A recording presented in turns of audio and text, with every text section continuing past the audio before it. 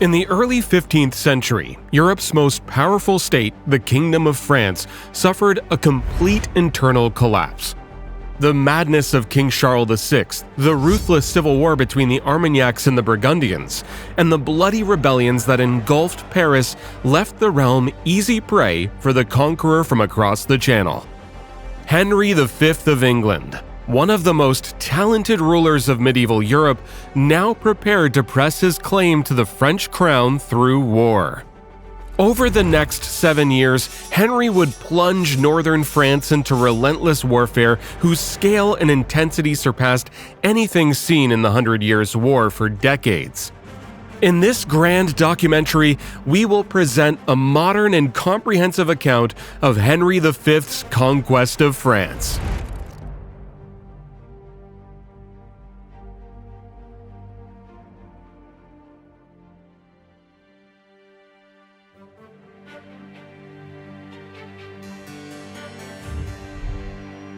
The chain of events that would ultimately lead to the rise of the House of Lancaster began in the late 1370s. By then, the Kingdom of England had become a mere shadow of its former glory. Its victorious leaders, Edward III and his son, Edward the Black Prince, were no more. Its impressive continental gains made in the early stages of the 100 Years' War had been reclaimed by the French. And finally, a teenaged boy named Richard II, son of the Black Prince, now sat on its throne, his authority threatened by power-hungry nobles. In 1387, when the young king was merely 20 years old, a group of nobles, known as the Lords Appellant, revolted against Richard, placing him under their effective control. Authoritative and vindictive, Richard harbored an intense hatred for the Lords Appellant, determined to make them pay for their insolence. In 1397, the king seized the chance to reassert his power, having 3 leading appellants arrested for treason. Following a show trial, the Earl of Arundel was executed. The Duke of Gloucester met a suspicious death, presumably also at Richard's behest. While the Earl of Warwick, after a humiliating plea for forgiveness, was banished from the country for life. Richard's triumph over his internal adversaries would have been impossible without the support of his uncle, John of Gaunt, Duke of Lancaster. By the late 1300s, Gaunt had become England's wealthiest man, possessing numerous estates and 30 castles, while also providing 2/3 of the royal army in times of war. Yet, despite his immense power, Gaunt remained a steadfast ally to Richard, helping him preserve the unity of the state and the prestige of the crown. The same loyalty, however, could not be attributed to Gaunt's son and heir, Henry Bolingbroke, who had conspired with the Lords Appellant. To prevent Bolingbroke from inheriting his father's vast wealth, Richard banished him for 10 years. And finally, upon John of Gaunt's death in 1399, the king took over all of the late duke's possessions and changed Bolingbroke's temporary exile to a lifetime banishment. The king's reign, marked by harsh reprisals against prominent nobles, rendered him deeply unpopular among people from all walks of life. Beyond his dictatorial tendencies, the English also despised Richard's pro-French inclinations. The country viewed his major diplomatic achievement, a 28-year truce with France, as nothing short of humiliation. As a sense of national unity began to emerge among the English, they nostalgically recalled Edward III's and the Black Prince's conquests, their triumphs at Crécy and Poitiers, and the thrilling prospect of embarking on a chevauchée to enrich themselves with French plunder. "His heart is so French that he cannot hide it," reported the chronicler Jean Froisson on Public Sentiment, "but a day will come to pay for all." Indeed, that day came very soon. During the summer of 1399, as the king embarked on a punitive expedition to Ireland, his adversaries seized the opportunity. In Richard's absence, Henry Bolingbroke disembarked in Yorkshire, rapidly gathering support from disaffected English nobles. Among these, the most influential was the Percy family. Henry, Earl of Northumberland, and his son, also named Henry, better known as Hotspur for his impulsiveness. The Percys, often dubbed the Kings of the North, controlled vast estates in Yorkshire and Northumberland, and their backing proved crucial to Bolingbroke's success. Upon Richard's return from his Irish campaign, his supporters had all but vanished. In northeast Wales, he fell into a trap, was seized, and transported to London, where a hostile crowd greeted their king by hurling waste at him. Initially, Henry Bolingbroke had only intended to reclaim his hereditary Duchy of Lancaster, promising to leave the throne of England to someone more suitable for the crown. However, the country's rejection of Richard was so unanimous that Bolingbroke saw a real chance to usurp the throne. On September the 30th, he was crowned King Henry IV, signifying the transfer of power in England to the House of Lancaster, a branch of the Plantagenets and direct descendants of John of Gaunt. Richard was declared dethroned and, supposedly, starved to death 4 months later.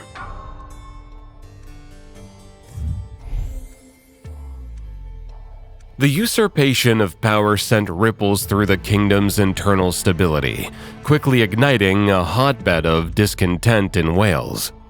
Although the last independent rulers of this region had been defeated in the 1280s, Wales remained dry tinder, ready to spark at any moment.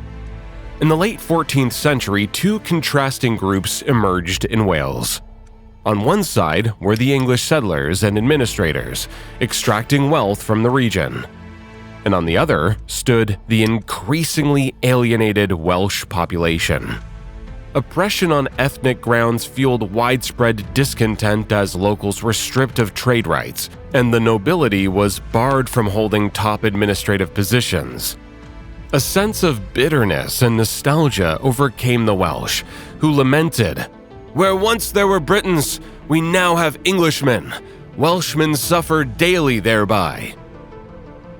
Thus, by the late 1300s, the Welsh were primed for rebellion, lacking only a leader and a catalyst to ignite their cause. They found both in the figure of Owain Glyndŵr. Glyndŵr traced his lineage to ancient royal dynasties of Wales and was one of the richest Welsh nobles. However, in the year 1400, Glyndŵr's fortunes took a drastic turn. He was defeated in a land dispute by a powerful neighbor, accused of desertion, and stripped of his properties. There was no other option left for Glyndŵr but to defend himself. On September the 16th, his followers crossed the hills and set ablaze the town of Ruthin. From there, they launched raids across northeast Wales, igniting a rebellion that would shape English internal politics for the coming decade. Initially, Henry IV did not view the rebellion as a significant threat. The English maintained a firm grip on Wales through an intricate system of castles, seemingly capable of quelling any unrest. Yet, in early 1401, this system revealed a flaw when the Welsh used a cunning ploy to capture Conwy Castle. The loss of Conwy dealt a severe blow to Hotspur, tasked with suppressing the rebellion, as his subsequent attempt to recapture the stronghold devolved into a protracted siege. This setback sparked a flurry of accusations. At court, critics lambasted Hotspur for his lack of military expertise, while he, in turn, complained about the king's inadequate financial support. Upon concluding the Siege of Conwy, Hotspur retreated to his northern estates, nursing a deep grudge against Henry for his dismissive treatment of crucial allies. Exploiting the discord among their adversaries, the Owain's children, as the Welsh called Glyndŵr's followers, unleashed an even more brutal war, leaving a trail of destruction and death along the borders of central and southern Wales. Every attempt to quell the rebellion through punitive expeditions ended in failure. In September 1401, the royal army ventured into central Wales, only to be forced into retreat by harsh weather and treacherous terrain. The following summer, Edmund Mortimer's expedition met a disastrous fate, ambushed and utterly routed by Glendour at Bringlass Hill. And finally, in September 1402, another large-scale campaign led by Henry IV was thwarted by relentless rains and raging winds. Upon Henry's return to London, he received news of another alarming development. The Percy clan had secured a decisive victory over the Scots at the Battle of Homildon Hill. Hotspur and Northumberland had captured numerous prisoners, with Archibald Douglas, the Percys' chief rival in the border region, among the most prominent. Learning of this, Henry IV swiftly commanded the Percys to refrain from ransoming the valuable Scots, and instead gather them all in Westminster. This revealed how financially desperate the king was at the time. Henry believed that any ransom paid for the Scottish captives was far more urgently needed by the crown than by the Percys. The Percys were already discontented with Henry IV, particularly because the king had forbidden them from ransoming their relative Edmund Mortimer from Welsh captivity, likely due to Mortimer's own claims to the throne. But the king's order regarding the Scots became the final straw. Initially, only the Earl of Northumberland arrived to meet the king, while Hotspur and the principal captive, Douglas, were conspicuously absent. "When you entered the kingdom," the Earl remarked bitterly, "you promised to rule according to your counsel. You have year by year received large sums from the country, and yet you say that you have nothing and pay nothing, which angers your commons. God grant you better counsel." That very autumn, Henry IV had an even more confrontational exchange with Hotspur. Frustrated by another delay in delivering the prisoners, the king branded Hotspur a traitor and went so far as to hit him in the face. "I swear this shall be the dearest bought buffet that ever was in England." "Not here, but in the field," retorted Hotspur, before hastily departing for the north of England. The specter of another rebellion, this time involving his key allies, now loomed ominously over Henry IV. According to modern researchers, Percy's rebellion against Henry was an impulsive decision rather than a premeditated one. With most of their forces tied up on the Scottish border and immovable, Hotspur had to seek an alternative source of manpower. And for this purpose, he turned to Cheshire. The men of Cheshire had long been renowned for their martial prowess and dedication to professional military service. They had played a pivotal role in King Edward I's Welsh campaigns and were instrumental in the armies of Edward III and the Black Prince during the 100 Years' War. More recently, Richard II had honored Cheshire by establishing the Cheshire Guard, a 750-strong unit. Richard was rumored to maintain very close relationships with his guards, so their disbandment after his overthrow left a group of particularly unhappy elite archers. Besides the ex-guards, Cheshire was also filled with soldiers who had participated in the Welsh campaigns, but were not paid as promised.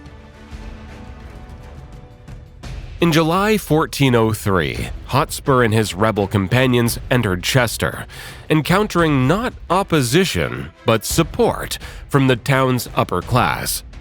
Seizing the moment, Hotspur promptly urged the men of Cheshire to join his army, proclaiming that Richard II, allegedly still alive, would soon arrive in Chester. Disaffected Cheshire nobles, along with their vassals and associates, including Richard's former guards, began flocking to Percy's banner. Further bolstering their ranks, Thomas Percy, Hotspur's uncle, arrived with a contingent of 200 men-at-arms and 800 archers, comprising half of the English forces stationed in Wales. The rebels' primary target was Shrewsbury, the lone royalist stronghold in the region.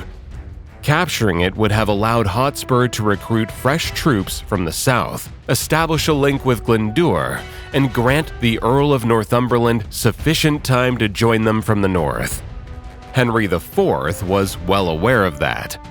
He swiftly mustered his forces and rushed to Shrewsbury, determined to prevent the rebels from consolidating their position.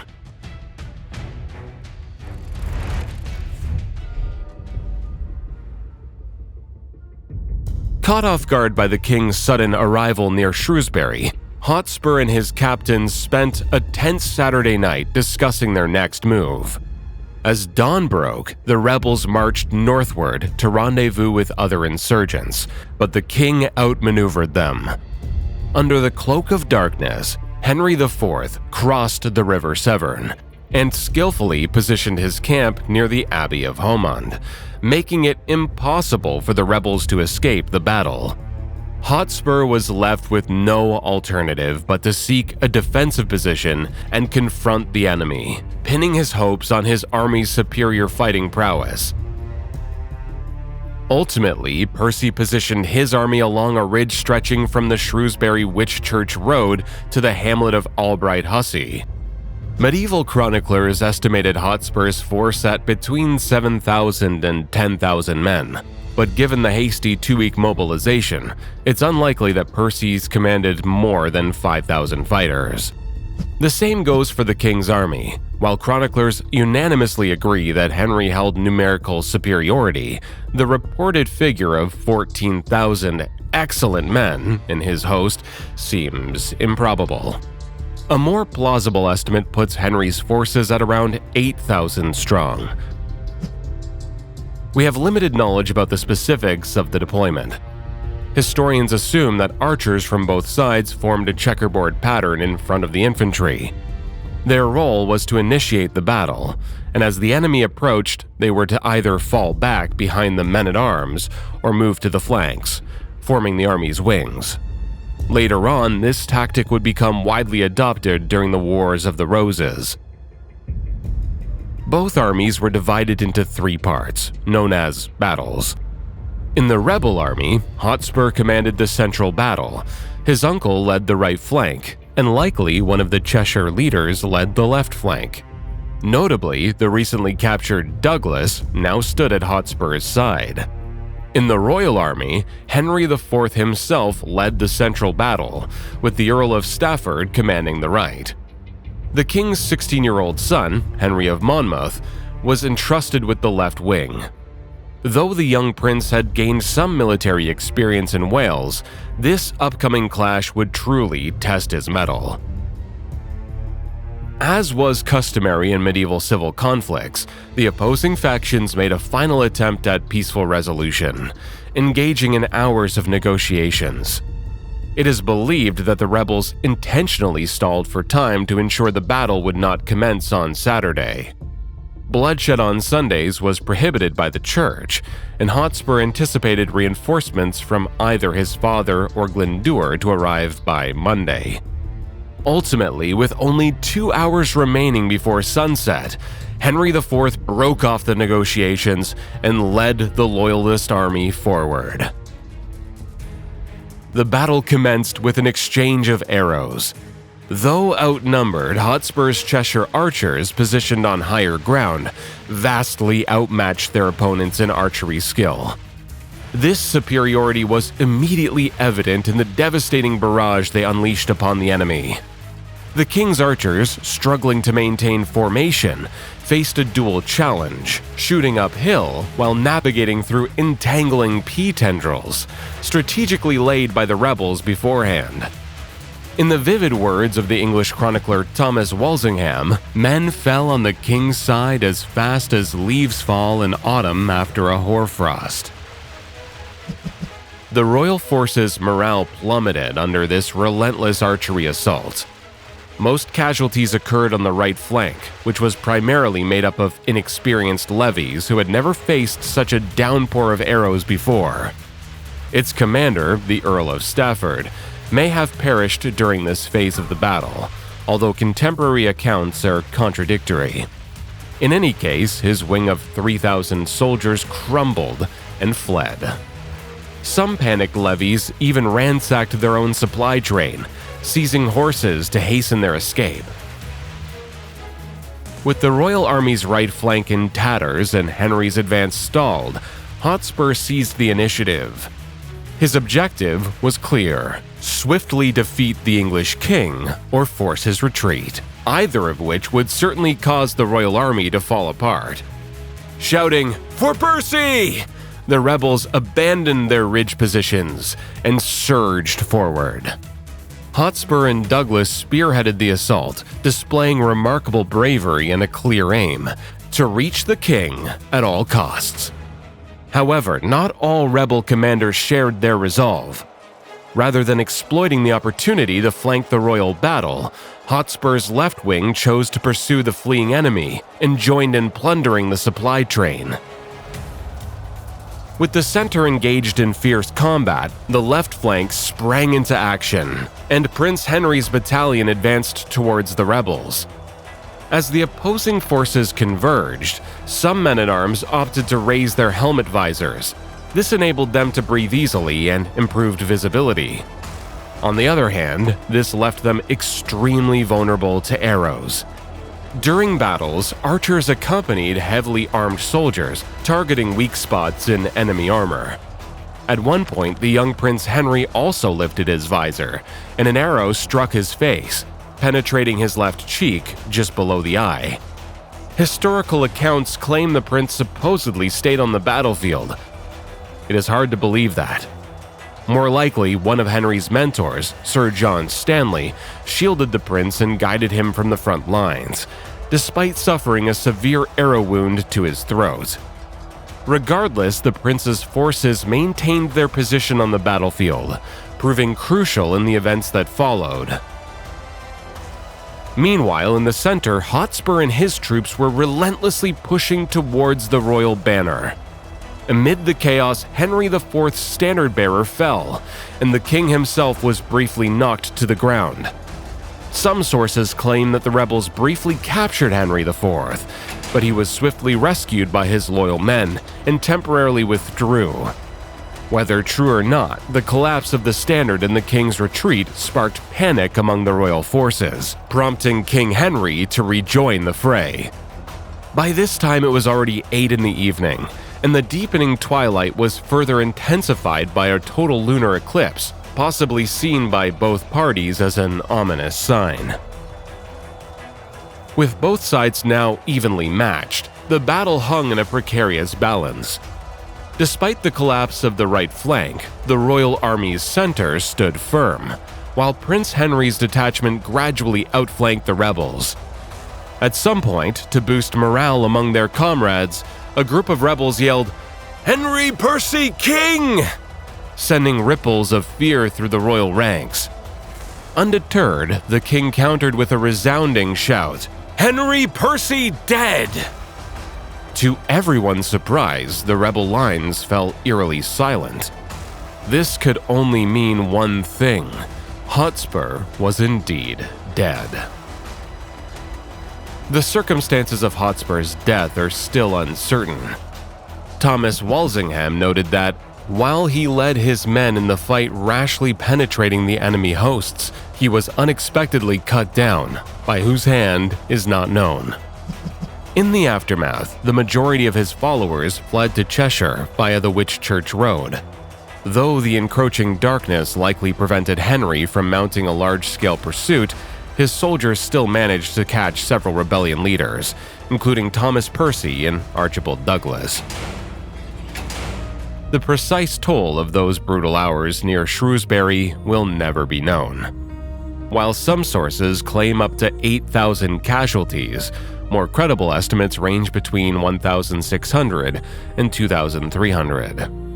Evidence suggests that Henry IV's supporters bore the brunt of the losses, with 28 identified fallen knights on the king's side compared to only 8 among the insurgents. Eyewitnesses reported that the majority of the deceased were buried in a vast mass grave.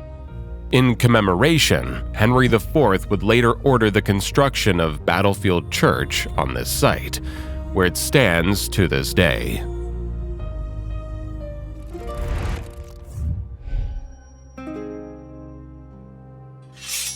The king's primary concern after the battle was his eldest son's condition. The arrowhead lodged in Prince Henry's left cheek, having penetrated to the back of his nose, presented a grave danger. For several days, the prince was given herbal extracts and opium to alleviate his pain until the royal physician, John Bradmore, devised a unique tool to extract the arrowhead. The procedure must have been agonizing, and it left the prince with a permanent facial scar. This likely explains why Henry was later depicted in profile rather than the semi-profile stance typical of other Plantagenets. Meanwhile, the king was deciding the fate of the rebellion leaders. Thomas Percy and 2 other lords from Cheshire were executed in Shrewsbury's Market Square. Hotspur's body was quartered, his head subsequently displayed on a stake in York. In contrast, the king extended mercy to the common soldiers from Cheshire. Save for a few troublemakers who were outlawed, most received pardons and an opportunity to resume military service. This proved to be a wise move. Half a century later, at the onset of the Wars of the Roses, Cheshire would become a stronghold for the House of Lancaster. The reconciliation between the king and the Earl of Northumberland took place in York. Although their meeting was chilly, Northumberland absolved himself of any involvement in the rebellion, shifting blame onto Hotspur and Thomas Percy, and received a full pardon from the king. Henry may have believed the Earl no longer posed a threat, but he would soon discover how mistaken he was. Driven by vengeance for his lost family, Northumberland revolted once more, only to be ultimately defeated and slain at the Battle of Bramham Moor in 1408. From 1405 onwards, Henry IV's health significantly deteriorated, leading his son to handle most of the unresolved issues in Wales. By 1407, Henry had successfully pacified North Wales and seized Glyndŵr's stronghold, the castle of Aberystwyth. Owain launched his final campaign in 1410, but his forces were dispersed. For 3 more years, Glyndŵr roamed the hills with his remaining followers. The circumstances and date of his death remain unknown. Consequently, in Welsh folklore, Glyndŵr became the sleeping hero, destined to return in times of trial. Prince Henry's military campaigns in Wales served as preparation for his future conquests in France. There, he mastered the art of siege and artillery warfare. Moreover, he learned to maintain control over conquered territories through strategically deployed garrisons. To pacify the hostile population, he employed terror, induced famine, and calculated conciliatory measures. The coastal fortifications constructed during the 13th century conquest of Wales were restored to their original purpose and reinforced with river fleets for surprise attacks and garrison replenishment.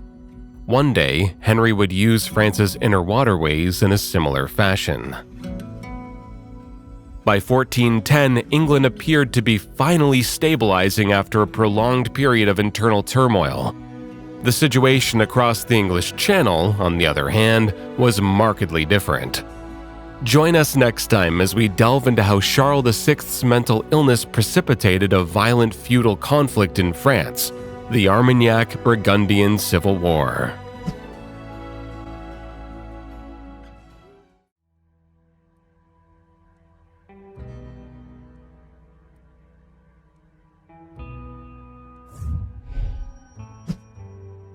At the end of the 14th century, the French kingdom was at the height of its grandeur. Just a few decades earlier, having suffered a string of humiliating defeats at Crécy and Poitiers, the once mighty kingdom nearly collapsed under the weight of the 100 Years' War. Fortunately, thanks to the wise policies of King Charles V, all lost territories were regained, and the shame of crushing defeats was redeemed by the blood of the invaders. Having restored France's military might, Charles V died in 1380, leaving the crown to his 12-year-old son, Charles VI, the Beloved. But the young monarch immediately fell under the influence of his uncles Jean of Berry and Philippe of Burgundy, who squandered the country's financial resources on their own needs and whims. Their rule had lasted 8 years and ended in 1388 when Charles publicly announced his intention to rule on his own. Philippe and Jean were effectively removed from power and were replaced by the king's new favorite, Louis of Orléans, his younger brother. Louis held uncontested power until 1392, when an unexpected turn of events radically altered the course of French history. On August 5th, 1392, Charles VI set off from Le Mans on a punitive expedition to Brittany. As the king and his escort were traveling through the forest, a barefoot leper dressed in rags rushed up to the king's horse, seized the bridle, and began to shout of treason and betrayal. The man, possibly insane, was escorted away by Charles' bodyguards, but the king was left deeply unsettled by the incident. For several weeks, he had been suffering from insomnia, loss of appetite, and recurring fevers. To make matters worse, the day picked for the expedition turned out to be one of the sultriest in recent years. Under the midday sun, sweat covered the king's horse, while Charles himself was sweltering in his black velvet tunic. At one point, a royal page riding behind Charles dozed off and let go of his spear, which hit another man's helmet with a loud clanging sound. Startled by a sudden noise, Charles jumped in his saddle. Thinking he was being attacked, the king unsheathed his sword and lunged at the knights by his side, shouting, "Forward! Attack the traitors!" He murdered 2 of his followers, injured 3 more, and then pursued his own brother, who escaped to the forest. For an hour, the king was riding among his army, until his horse was completely fatigued and his sword broke. Eventually, Charles was forced to the ground and had his splintered sword taken away from him. His uncles and his brother went to him, but he had lost all recollection of them. The king remained unresponsive, while his eyes strangely rolled in their sockets. Historians are uncertain whether it was schizophrenia or some other illness. One thing, however, was certain: Charles the Beloved had turned into Charles the Mad. Charles regained his sanity in the upcoming month, but unfortunately it was only a temporary relief. His illness resurfaced in the following year, with subsequent episodes being more frequent and lasting for longer periods of time. During one of them, the king vehemently denied ever being married and grew annoyed when Queen Isabella attempted to approach him, loudly demanding to have this woman removed from him. On multiple occasions, the king imagined being made of glass and requested to be clad in armor so as not to be shattered by accident. In the meantime, the madness of Charles VI allowed his uncles, Jean of Berry and Philippe of Burgundy, to regain power once again, sidelining Louis of Orléans. While Louis was plotting his revenge, Philippe the Bold successfully gained full control of France's government, focusing on the development of his Burgundian domains. By 1385, he had united under his rule 5 provinces: Burgundy, Nevers, Rethel, Artois, and Flanders. And now, taking advantage of his influential position at the French court, Philippe dedicated himself to the Burgundian statecraft. The consolidation of power in the Burgundian duchy did not happen out of nowhere. Even before Philippe's marriage to Margaret of Melle, who brought him Artois and Flanders, close ties had existed between the Low Countries and the two Burgundies. Philippe only had to combine the existing political institutions into a single entity. The Duke began by establishing the Great Council, which merged the autonomous administrations of Flanders and Burgundy, as well as creating two chambers of accounts in Dijon and Lille. Philippe also prioritized the economic development of prosperous Flanders. By 1391, he had reinstated free trade privileges for Flemish merchants, enabling the crucial revival of English wool imports. Consequently, in the next 10 years, the Duke's tax revenue from Flanders skyrocketed, reaching 1/3 of his total income. Thus, towards the end of the century, Philippe had transformed a rather mediocre duchy into a strong, autonomous, and more or less unified state, poised to challenge France in the near future.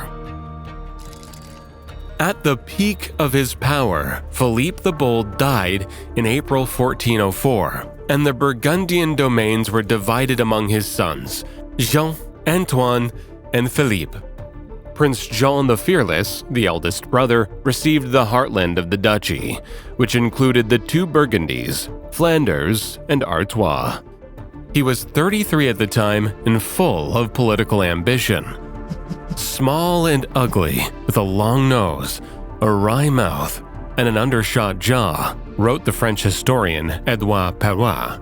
He was harsh, cynical, crafty, imperious, gloomy, and a killjoy.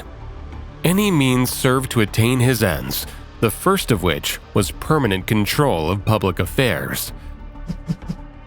In addition to the rich provinces, Jean the Fearless also inherited from his father the political rivalry with the House of Orléans. Seizing the opportunity, Louis of Orléans regained his position at court, sidelining Burgundian sympathizers and replacing them with his own men. Moreover, Louis struck a blow on the economic prosperity of the Burgundian Duke. Whereas Philippe the Bold had been receiving a yearly pension of 200,000 livres from the royal treasury, Louis immediately had this subsidy cut off. In 1405, the two sides began to rattle their arms. Both dukes, ready to start a feud, gathered their armies near Paris. For now, they were persuaded to reconcile, but the compromise remained fragile.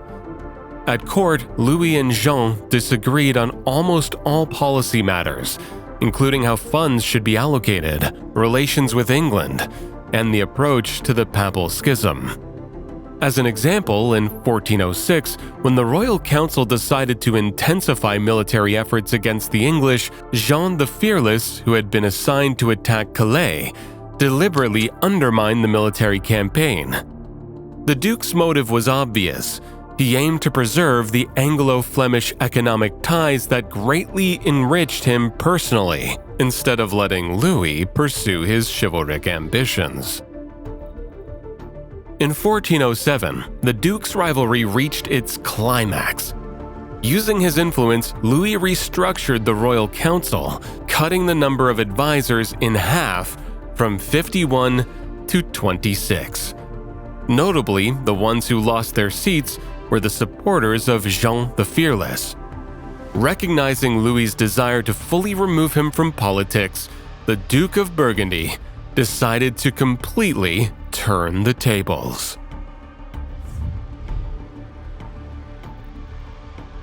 On the evening of October 23, 1407, the Duke of Orléans broke off the meeting with Queen Isabella and made his way to the king. The Duke, riding on a mule, was accompanied by several followers who illuminated the road with torches. Little did they know that the urgent summons to the king was a cleverly orchestrated ploy. As the Duke's procession was traveling down the Rue Vieille du Temple, the Temple Street, masked assailants suddenly attacked from all directions. Scattering the torchbearers, they pounced on the stunned Duke. "Who are you? What's going on? I'm the Duke of Orléans!" exclaimed Louis.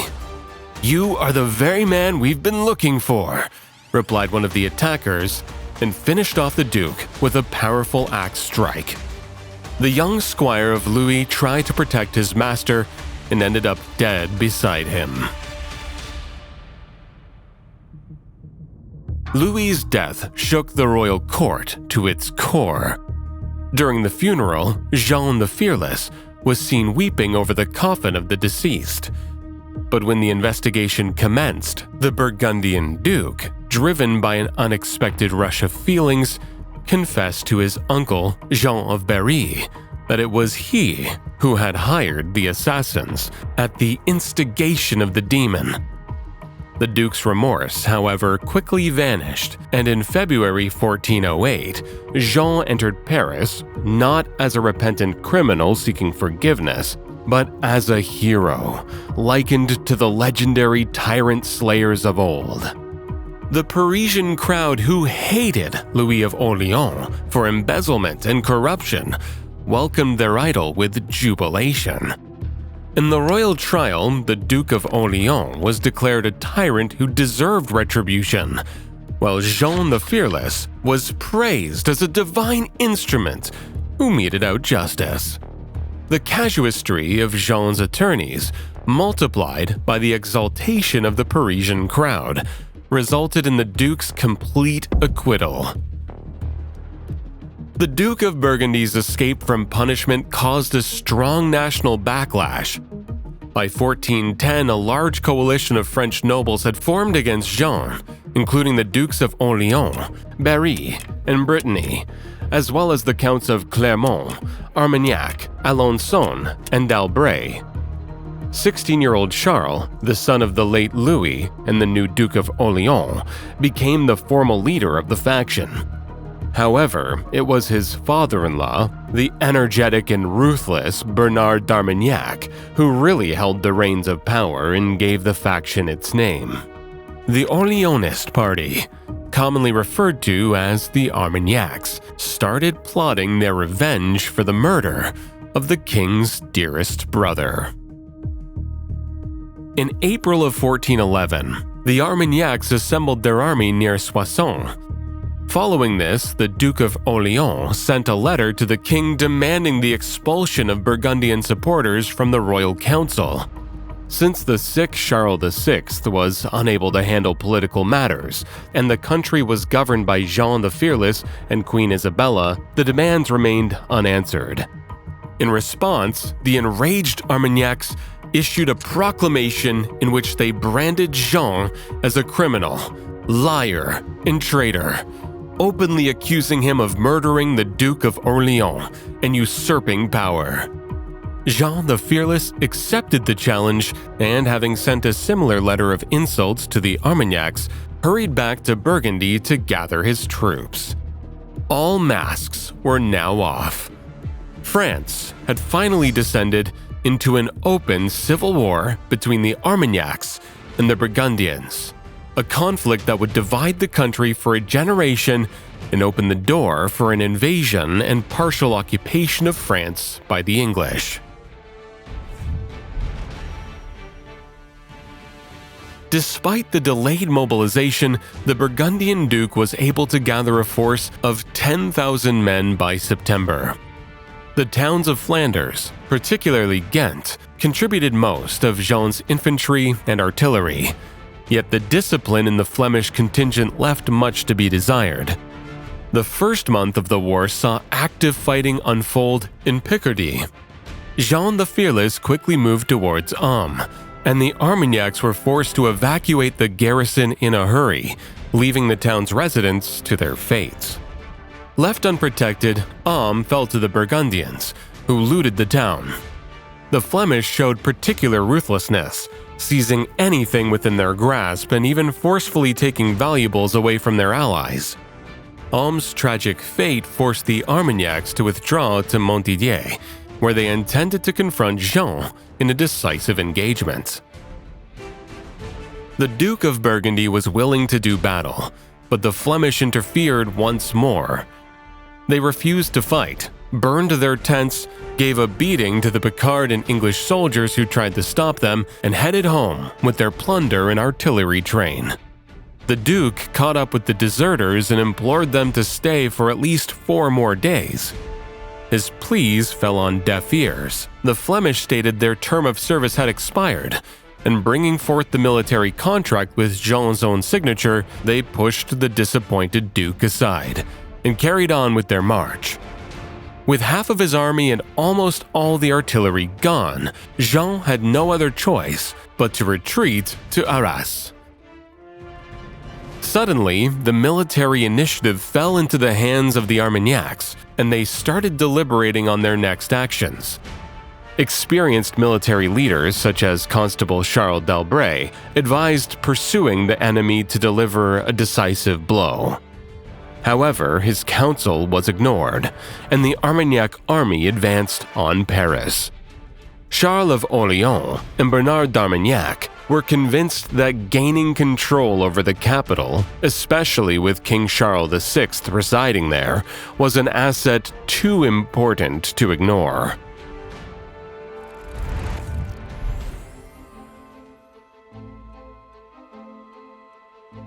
The Duke of Orléans arrived at the walls of Paris with his troops on October 3, 1411, but soon discovered that no one was going to open the gates to him. Fully loyal to the Duke of Burgundy, the Parisians were determined to defend their city to the last man. Along with the 800-strong Parisian militia, there was also a Burgundian garrison of 2,500 soldiers in the city. The garrison was led by Valéron, the Count of Saint-Pol, as well as Enguerrand de Bournonville, a seasoned Burgundian captain from Picardy. In addition, some 650 Burgundians defended the neighboring town of Saint-Denis, while all unguarded crossings over the Seine had been destroyed in advance. The Armagnacs pitched their camp amidst the vineyards on the hill of Montmartre. They were clearly in a predicament. Assaulting such a densely populated city filled with professional soldiers and fervent citizens was hardly a viable option. Overcoming its resistance required a protracted siege, a luxury the Armagnacs could ill afford. Their financial resources were dwindling away, while the approach of winter complicated the already challenging task of maintaining supply lines. But in spite of these challenges, the Armagnacs' morale remained high. So intense was their yearning for revenge against the Duke of Burgundy and his supporters in Paris. The issue of supplies was temporarily settled as well. The Armagnac commander Cligny de Brabant dispatched heavily armored foraging parties, which crushed the resistance of local peasants with fire and sword. During the first 10 days after arriving outside Paris, the Armagnacs concentrated all their efforts on capturing Saint-Denis. This town's significance stemmed from its cultural and religious background. Here, the famous Basilica of Saint-Denis was located, which served as the final resting place for French monarchs, and, what was more important for the Armagnacs, contained an impressive treasury. The besiegers bombarded the town walls with trebuchets and diverted the river Creuse, which served as the main water source for the citizens. In addition, the Armagnacs partially drained the town's moat and successfully brought siege towers up the walls. The Burgundian defenders of Saint-Denis fended off all the attacks, but on October 11th, when they had almost run out of defense options, decided to surrender in return for a safe passage to Paris. When the scheduled day came, the Armagnac leaders entered Saint-Denis and seized the abbey treasury. Most of this money was immediately used to pay off the arrears of their contracted soldiers. With the capture of Saint-Denis accomplished, the Armagnacs' next step was to cross the Seine. The fortified bridge in the small town of Saint-Cloud, west of Paris, became their new target. The bridge was guarded at its western end by a moated stone keep with a drawbridge on each side. Realizing that a direct attack would result in failure, the Armagnac captain, Raoul de Gaucourt, turned to cunning. Shortly before dawn, a team of 300 men, crossed the river on rafts, infiltrated the citadel using ropes, and dropped one of the drawbridges. The garrison was caught completely off guard. The fortress commander in particular was still in bed with his wife when armed men burst into the room. By capturing the bridge, the Armagnacs were able to establish a firm foothold on the left bank of the Seine, effectively cutting off the primary supply route to Paris. The Bretons and Gascons poured over the bridge and ran amok in the southern suburbs of Paris, breaking into churches and granaries, wrecking houses and farm buildings. Mid-October brought the first frosts to Paris. The besieged French capital now faced a severe lack of firewood and essential food supplies. Public sentiment worsened with each passing day. Most of the citizens blamed the Count of Saint-Pol for losing Saint-Cloud in the southern suburbs, given the Count's reputation for excessive military caution. To placate the crowds, the Count organized several sorties, but they all proved to be ineffective and only exacerbated the situation. The Parisians now directed their wrath at anyone who was suspected of sympathizing with the enemy. Fearing that they may soon lose control over the city, the Count of Saint-Pol and Engulfed de Bournonville repeatedly sent urgent letters to Jean the Fearless, urging him to come to their aid as soon as possible. By that time, the Duke was already en route. He led around 5,000 men-at-arms and almost 3,800 archers, a smaller force than in September, but a lot more disciplined. Englishmen from the Earl of Arundel's expeditionary corps made up over half of the archers and about 1/10 of the men-at-arms. Unencumbered by heavy artillery and slow-moving Flemish infantry, the Anglo-Burgundian forces swiftly made their way to Paris and successfully entered the city in the early morning of October 23rd. Despite their sympathies for the Duke of Burgundy, the citizens of Paris were initially hostile towards the foreign allies. The Parisian householders, never keen to put up soldiers, were particularly unwilling to accommodate the English. Despite this, relations gradually improved due to a series of cavalry raids that Jean promptly organized upon his arrival in the city. On October 24th, a joint force of the Parisians and the English under the command of Engulfed de Bournonville launched an attack on the main Armagnac camp. The Breton contingent stationed there suffered heavy casualties and had to quickly retreat behind the walls of Saint-Denis. In the following days, English raiding parties infiltrated Ile-de-France, defeating the Armagnac foraging squads and disrupting their poorly protected supply lines. Meanwhile, Jean was devising a much bolder move. He was going to expel the Armagnacs from Saint-Cloud and drive them back to the right bank of the Seine. This was a much larger undertaking than the original capture had been, as the Armagnacs had prepared the town for defense. Another bridge, this time made of wood, had been constructed next to the original one. Additionally, the Armagnacs had set up an improvised barricade around the residential quarters made of timber palisades and barrels filled with stones. A formidable garrison of 1,500 men defended these positions. Shortly before midnight, on November 9th, the Duke of Burgundy left the southern gate of Paris at the head of his army.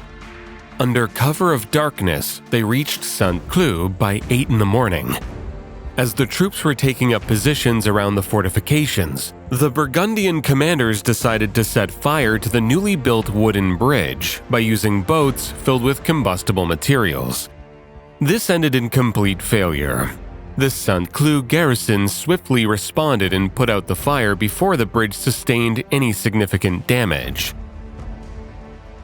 After the incident with the burning boats, Jean the Fearless had no other choice but to take Saint-Cloud by frontal assault.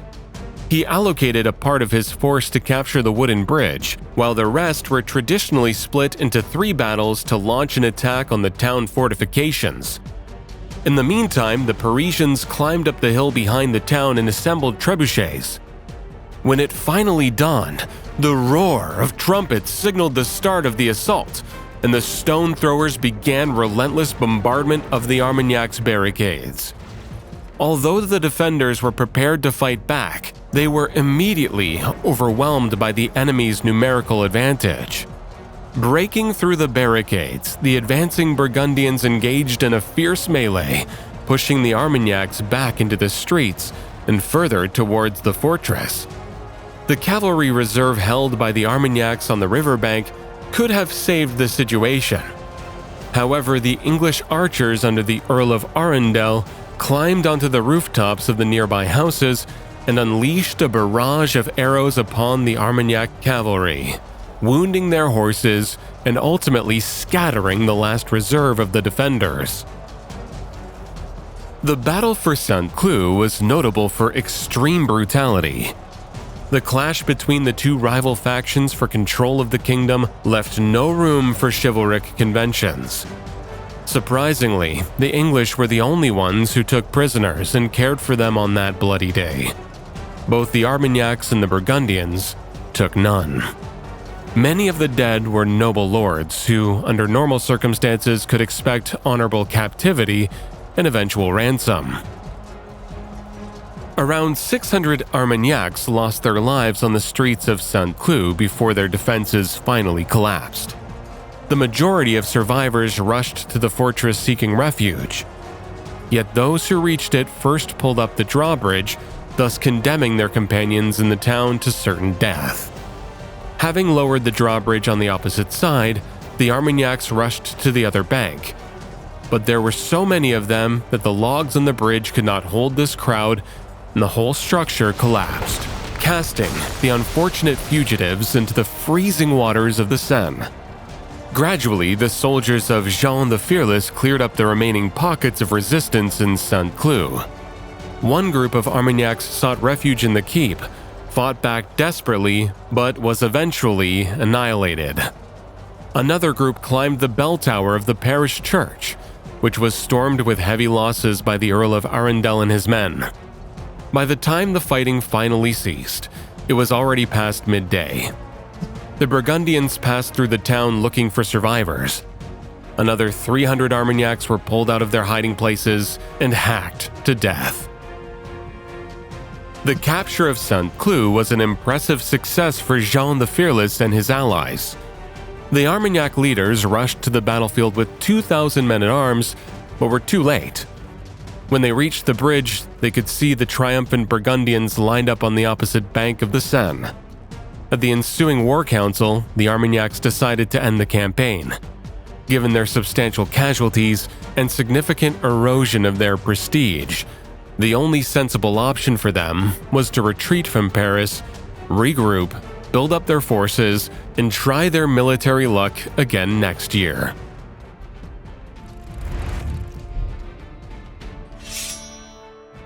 Throughout 1412, Jean the Fearless and his Burgundian forces maintained a strong military advantage, winning multiple engagements across France and inflicting significant damage on Orléans and Berry, the lands held by the Armagnac leaders. However, while basking in the glory of his military achievements, Jean failed to notice that the French population, even in loyal Paris, quickly distanced themselves from the Duke due to economic hardships. The storm broke out on April 27, 1413, as the Parisians erupted in an uncontrollable outburst of anger, which became known as the Cabochon Revolt. Jean had no other choice but to admit defeat and left the capital, which, for the first time since the Civil War started, was taken over by the Armagnacs. The Armagnacs scheduled a decisive counteroffensive against the Duke of Burgundy for 1414. They assembled a sizable army near Saint-Denis, inspired it by the symbolic presence of the king, and then marched into Picardy. Despite putting up a strong resistance, the Burgundian garrison in Compiègne was eventually forced to surrender. Soissons, the next Burgundian stronghold, successfully resisted the Armagnacs for a long time. Engulfed de Bournonville himself led the defense, conducting sorties and inflicting significant casualties on the enemy. On May 21st, driven by a strong desire for revenge, the Armagnacs launched a fierce attack on Soissons from 5 directions. Crushing the garrison's resistance, they mercilessly looted the town, killing 1,200 civilians and stealing church relics. The captured Engulfed de Bournonville was sentenced to death, but while on the scaffold he made a peculiar request for a glass of wine. He then raised the glass and drank to the health of the Duke of Burgundy, as well as the death of all his enemies. The pointless war was consuming the finances of both sides, inevitably pushing all parties to the conflict to political and economic ruin. Flying at each other's throats, the French princes hardly noticed that the dark clouds of foreign invasion were rapidly gathering over France. On the other side of the Channel, the newly crowned King of England engaged in menacing saber-rattling, openly preparing to resume the 100 Years' War. Next time, we will discuss Henry V's first invasion of France, which culminated in the fateful Battle of Agincourt.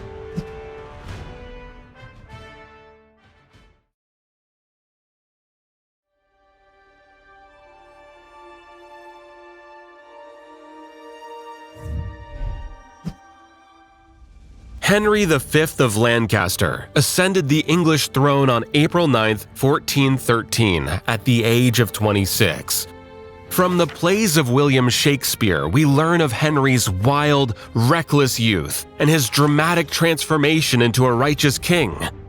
But the actual history tells a markedly different tale. Henry had fought alongside his father at the Battle of Shrewsbury, where he sustained a near-fatal wound to the face. He led the suppression of Owain Glyndwr's rebellion in Wales. He conducted negotiations with the Armagnacs and Burgundians, the opposing factions in the French Civil War. And finally, he presided over the royal council as his father's health declined. By 1413, Henry had thus become a highly accomplished statesman, renowned for his sharp intellect, unwavering determination, and extensive experience in matters of war and governance. The new king's ambitions were intertwined with deep-seated anxieties regarding his claim to the throne. His father's usurpation of power and the subsequent murder of Richard II had inflicted a profound wound on England, one that continued to fester, undermining the legitimacy of the new Lancastrian dynasty. Henry desperately needed to reassert his authority, and he knew a perfect means to do so: war. In the spring of 1414, the young Lancaster unleashed a wave of political and economic demands upon the court of the ailing Charles VI. Henry's envoys reminded the French government of the partially unpaid ransom for King Jean II, captured at the Battle of Poitiers. They demanded the return of Aquitaine, Anjou, Maine, and Normandy, as well as the crown of France itself, which they claimed rightfully belonged to the legitimate heir of the last Capetians, meaning Henry V of England, not the Valois usurpers. Furthermore, Lancaster sought the hand of Catherine of France, daughter of Charles VI, so that his future son might inherit both kingdoms. The French nobility's intense internal struggle, which persisted even in the face of foreign threat, coupled with the economic devastation wrought by feudal strife and Charles VI's madness, emboldened the English envoys, who quickly resorted to threats and ultimatums. In February 1415, the English king severed diplomatic ties with France. He openly proclaimed his intention to forcefully reclaim his rightful French inheritance, declared the French government responsible for the impending war, and began mobilizing his invasion forces.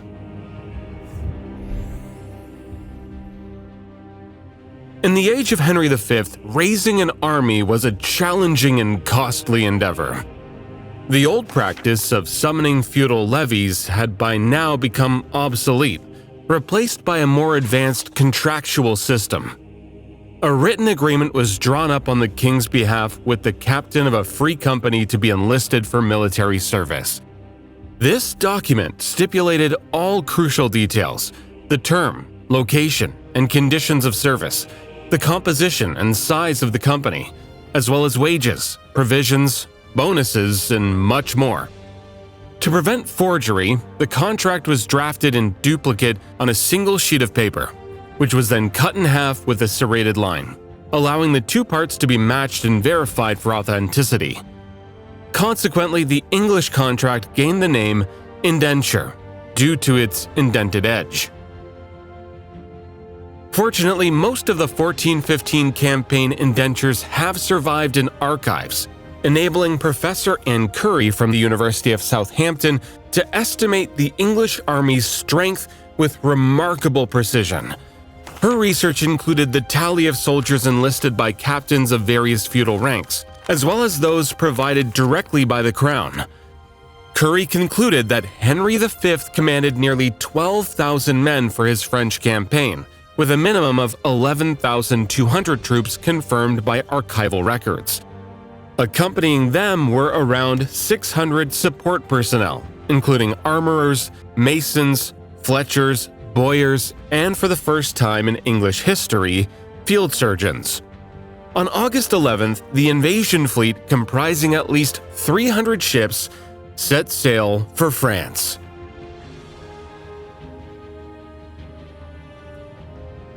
Henry's initial objective was to seize control of Harfleur, a vital French port on the Atlantic coast and a crucial gateway to Normandy.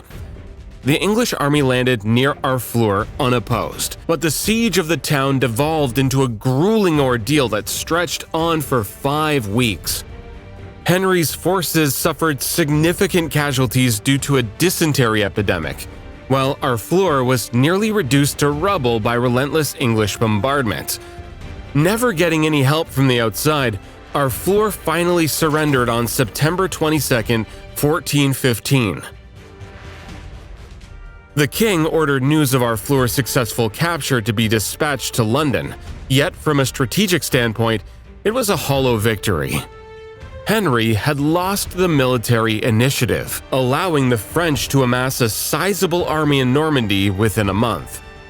Meanwhile, his own forces dwindled. Estimates of Henry's losses at Harfleur range from 1,500 to 6,000 men. In any case, the expedition could have been concluded, and yet the king did not even consider it. Instead, he informed his captains that they would march to Calais.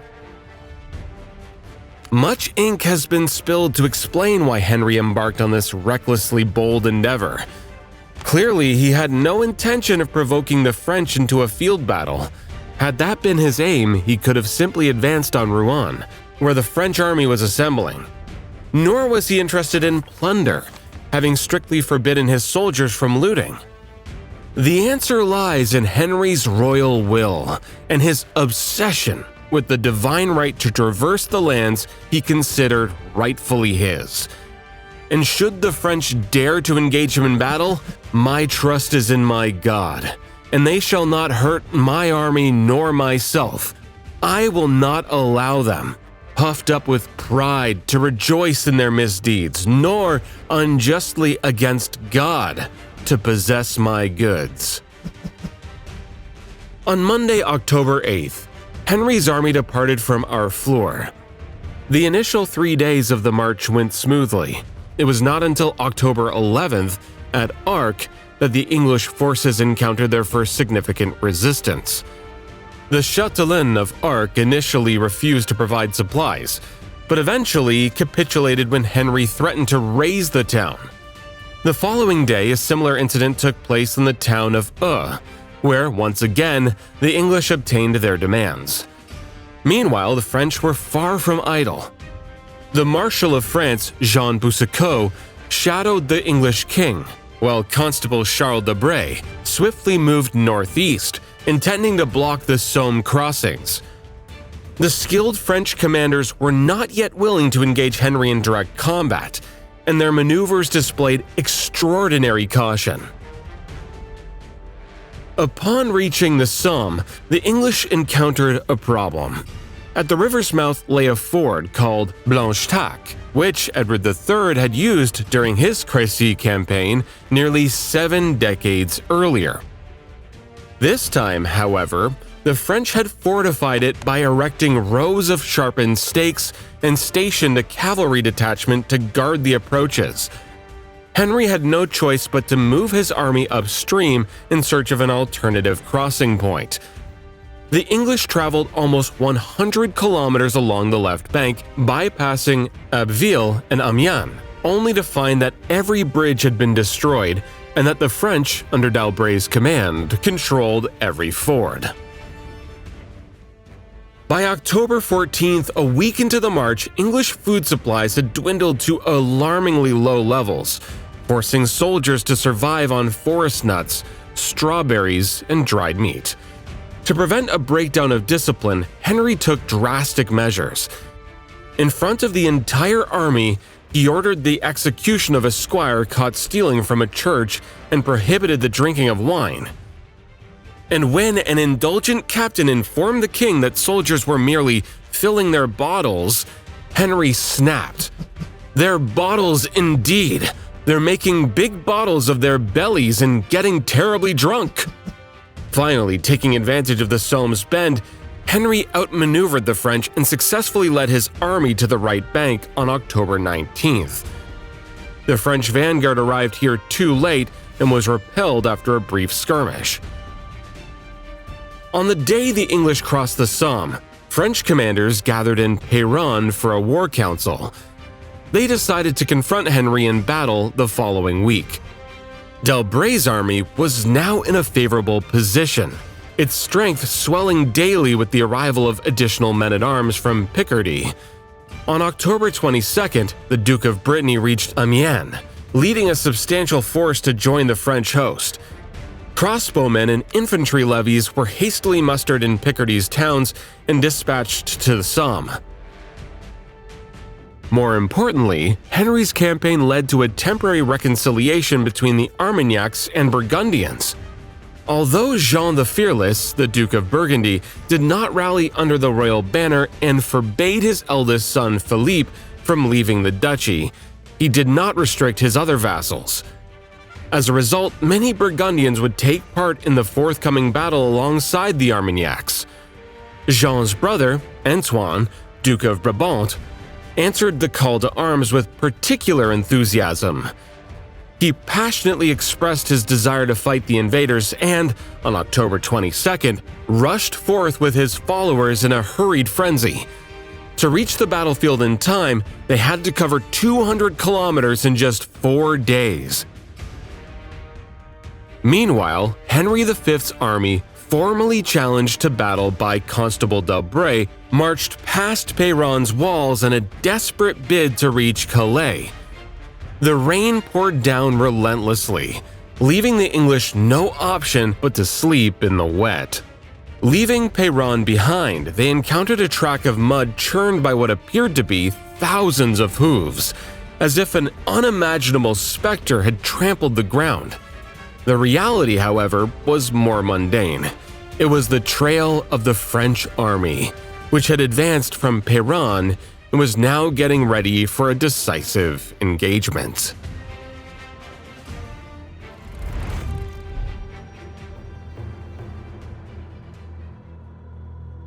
On October 24th, the French army positioned itself between the villages of Tramcourt and Agincourt, blocking the English from reaching Calais.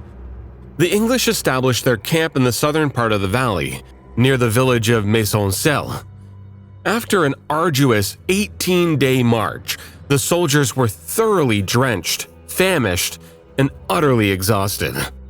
Men confessed their sins to one another if the lines to the priests grew too long, while armorers and bowers labored tirelessly through the night to prepare weapons for the impending battle. The French were no fools. They arrived at the battlefield with a clear plan, meticulously prepared in advance at Rouen. Discovered in 1984 at the British Library, this plan illuminates the tactical considerations of the French on the eve of Agincourt. It distilled the entire 70-year experience of the Hundred Years' War, featuring a frontal assault by dismounted men-at-arms, a flanking cavalry charge against the archers, and a strike against the English supply train and rear. Yet the plan had a critical flaw. It overlooked the terrain's topography. The Agincourt battlefield was essentially a narrow corridor between two forested areas, spanning roughly 1,100 meters wide in the north and tapering to approximately 800 meters in the south. It was the French, not Henry V, who selected this location, as it allowed them to easily block the English advance toward Calais. However, it offered no other advantages. The limited space prevented the French from leveraging their superior numbers, while the dense forests shielded the sides of the English position, rendering flanking maneuvers virtually impossible. The atmosphere among the French commanders was tense. Constable d'Aubray and Marshal Boucicaut were the principal military officers of the crown. Yet at Agincourt, they found themselves outranked in feudal status by the 19-year-old Duke of Orléans. Charles was joined by the assertive Dukes of Alençon and Bourbon, both eager to contribute to the decision-making process. The primary issue at hand was whether to confront the English the following morning or to wait.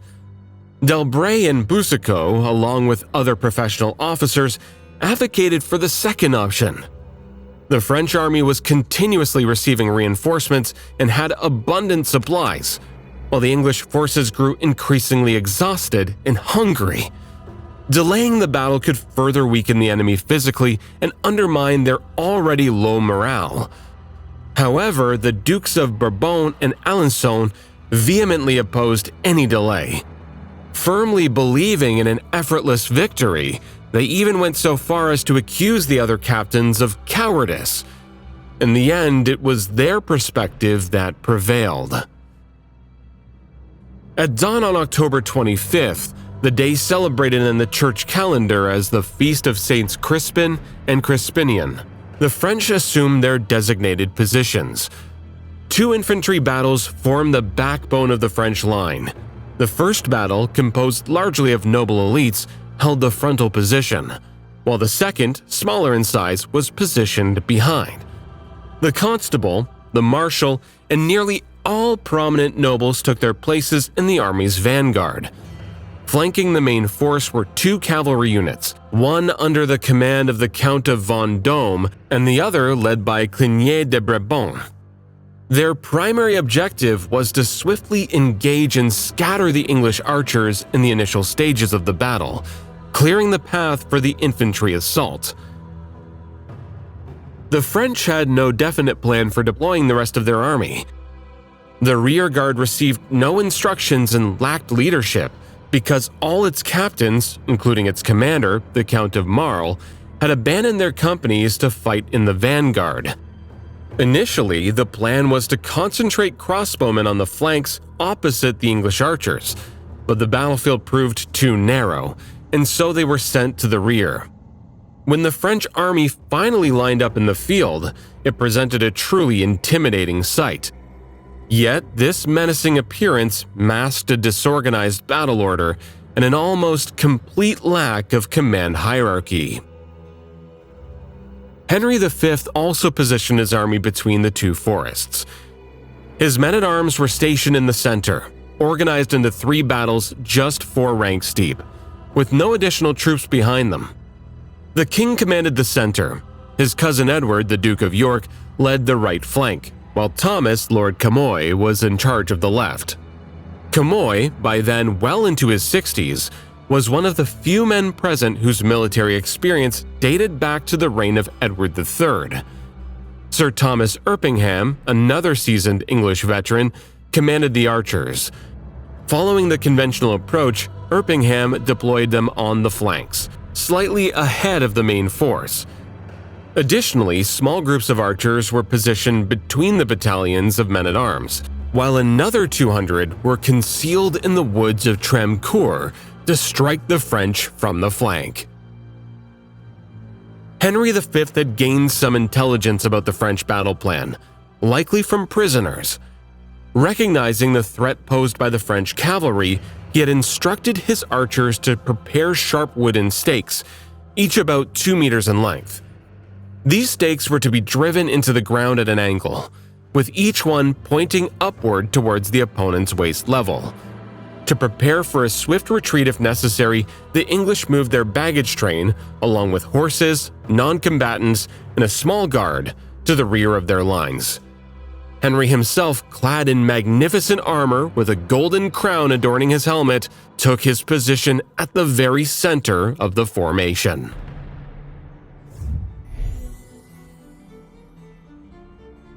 Two conflicting perspectives exist on the English numbers at Agincourt.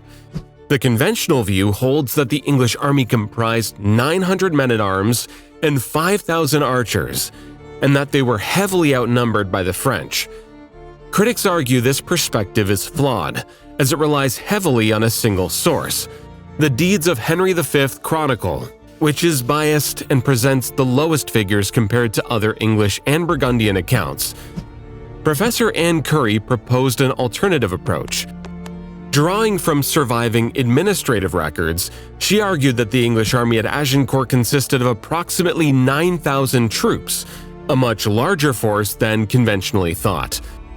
However, her approach also drew criticism, as the administrative records were found to be incomplete, rendering them an unreliable foundation for any definitive conclusions. Currently, the numbers debate has reached an impasse, leaving us with two different versions. The French numbers are less contentious. Historians generally agree that the French fielded 8,000 to 10,000 men-at-arms at Agincourt. Disagreements arise when determining the number of archers, crossbowmen, servants, and militia, with estimates ranging from 4,000, Curry's approach, to over 20,000, the traditionalist approach. In a sense, these discrepancies mattered little. According to their own plan, the French intended to involve only the men-at-arms in the battle, which essentially leveled the playing field.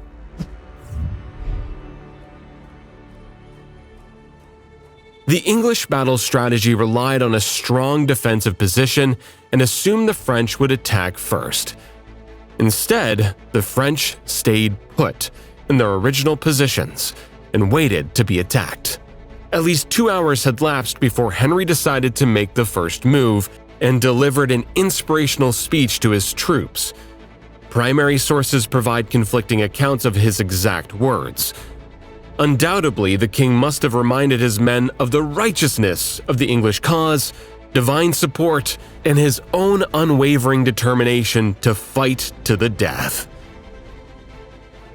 At about 10 in the morning, Sir Thomas Erpingham, positioned in front of the archers, threw a baton into the air, signaling the advance. He also shouted the phrase, "Now strike," which is often misinterpreted as an order for the archers to begin shooting. Back then, it meant something akin to, "Now we shall fight." The order to advance banners resonated across the field. The English troops roared out their battle cry, and the entire army moved forward towards the French lines. Every few steps, they would stop to reorganize their formation, let out another shout, and then press on with their advance. As the English closed in on the French, the archers replanted their stakes and unleashed dense volleys of arrows upon the French positions. The detachment concealed in the woods joined the barrage. Surprisingly, the French were caught unprepared. Most men-at-arms from the cavalry units on the flanks had abandoned their posts during the morning calm and had not yet rejoined the formation. Guillaume de Saveuse, leading the left flank unit in the Count of Vendôme's absence, commanded a force of merely 300 men. On the right flank, Cligny de Brabant could muster just 160. Under the intense arrow barrage, the captains had no choice but to launch an immediate attack with whatever men they had. The French cavalry charge got off to a rocky start. The sheer numbers of English archers were too much for a small group of heavily armed horsemen to overpower. In addition, the French cavalrymen quickly discovered that the previous day's intense rainfall had transformed the freshly plowed field into a treacherous expanse of thick mud, severely impeding their horses' progress and causing frequent slips, stumbles, and falls. On the left flank, the men-at-arms under Guillaume de Saveuse barely reached the sharpened stakes. Halting their advance, they clustered before the barricade, becoming easy targets for the archers who released their arrows from up close. As for Guillaume de Saveuse, his horse ran into a firmly planted stake, propelling the rider over his mount's head to lie stunned and helpless at the feet of the English archers, where he was swiftly dispatched. The loss of their dashing commander must have disheartened his knights, precipitating their retreat. The archers continued to shoot at the fleeing enemy, driving the horses mad from wounds. A similar drama unfolded on the English line's right flank, where the wounded Clignet de Brebon retreated with his contingent. Simultaneously, the French launched another attack, originally planned as a surprise rear strike on the English forces.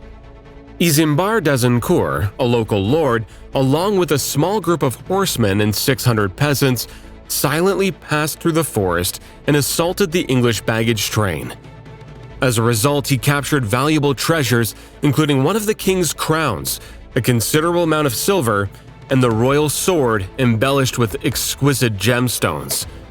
Nevertheless, the raid had almost no impact on the battle's outcome. Isambard made no attempt to strike the English from behind and, satisfied with the loot, withdrew into the forest. News of his raid would reach Henry's army several hours later, at a most inopportune moment. In the meantime, the two French infantry battalions commenced their relentless advance towards the enemy. Struggling through the mud and trying not to be trampled by the running horses, they found themselves at the mercy of the English archers, who unleashed volley after volley upon them. Shooting from the flanks forced the men-at-arms to lower their visors and gradually concentrate in the middle of their formation. Coupled with the features of the terrain, which narrowed towards the south, and the fervent desire of the French knights to confront the English king in person, this created a visible funneling effect. Chroniclers noted that the French vanguard was so tightly packed that the men-at-arms could hardly lift their weapons. Despite this, the French exhibited unwavering determination. They overcame these challenges and engaged the enemy with such overwhelming force that the English were pushed back several meters. The thin line of English men-at-arms miraculously held off the assault. Yet, instead of retreating, they promptly regrouped, pushing forward to regain the lost positions. As a brutal close-quarters battle raged in the center, the archers kept shooting at point-blank range, penetrating weak spots in the French armor. And when they ran out of arrows, which happened rather quickly, the archers cast their bows aside, taking up swords, daggers, and lead mallets with which they had planted the stakes. Bursting out from behind the barricade, they launched a merciless and ferocious assault on the French flanks and rear. The advancing masses exerted such immense pressure that the unfortunate Frenchmen who fell to the ground were either crushed by their compatriots or, unable to remove their visors, drowned in the mud. The English, too, were in a desperate state. The Duke of York, who led the right battalion, was killed along with a quarter of his soldiers. The king's brother Humphrey, Duke of Gloucester, received a wound to the groin and collapsed in front of Henry. Shielding Humphrey with his own body, the king stood above him and repelled the assailants until his brother was carried away from the battlefield. Henry himself faced mortal danger. 18 knights from the Duke of Alençon's retinue vowed to either capture or kill the English king. In an unequal combat, the French fell one by one. Yet they diverted the attention of the royal bodyguards, allowing Jean d'Alençon to engage in a knightly duel with Henry V. The king received a crushing blow with an axe, which shattered one of the fleurs-de-lis from his golden crown and cracked his helmet. The next instant, the brave duke was knocked down by the English bodyguards, and despite his cry, "I am the Duke of Alençon, I surrender," was killed on the spot. With Alençon's death, France lost one of the prominent leaders of the Armagnac party. Throughout a grueling 3-hour carnage, the English soldiers mercilessly chopped, slashed, and stabbed their way through the French vanguard. The flower of French chivalry lay dead on the battlefield. Constable d'Albret perished. France's sacred banner, the oriflamme, was also lost in the heat of battle. Now the English felt confident enough to start taking prisoners. The Duke of Bourbon and Marshal Boucicaut were captured by English squires. Arthur de Richemont, the Duke of Brittany's brother, was found alive underneath 2 or 3 corpses.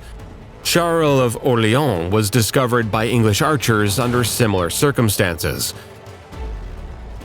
As the battle turned into a brutal slaughter, a cavalcade of weary horsemen rode onto the field.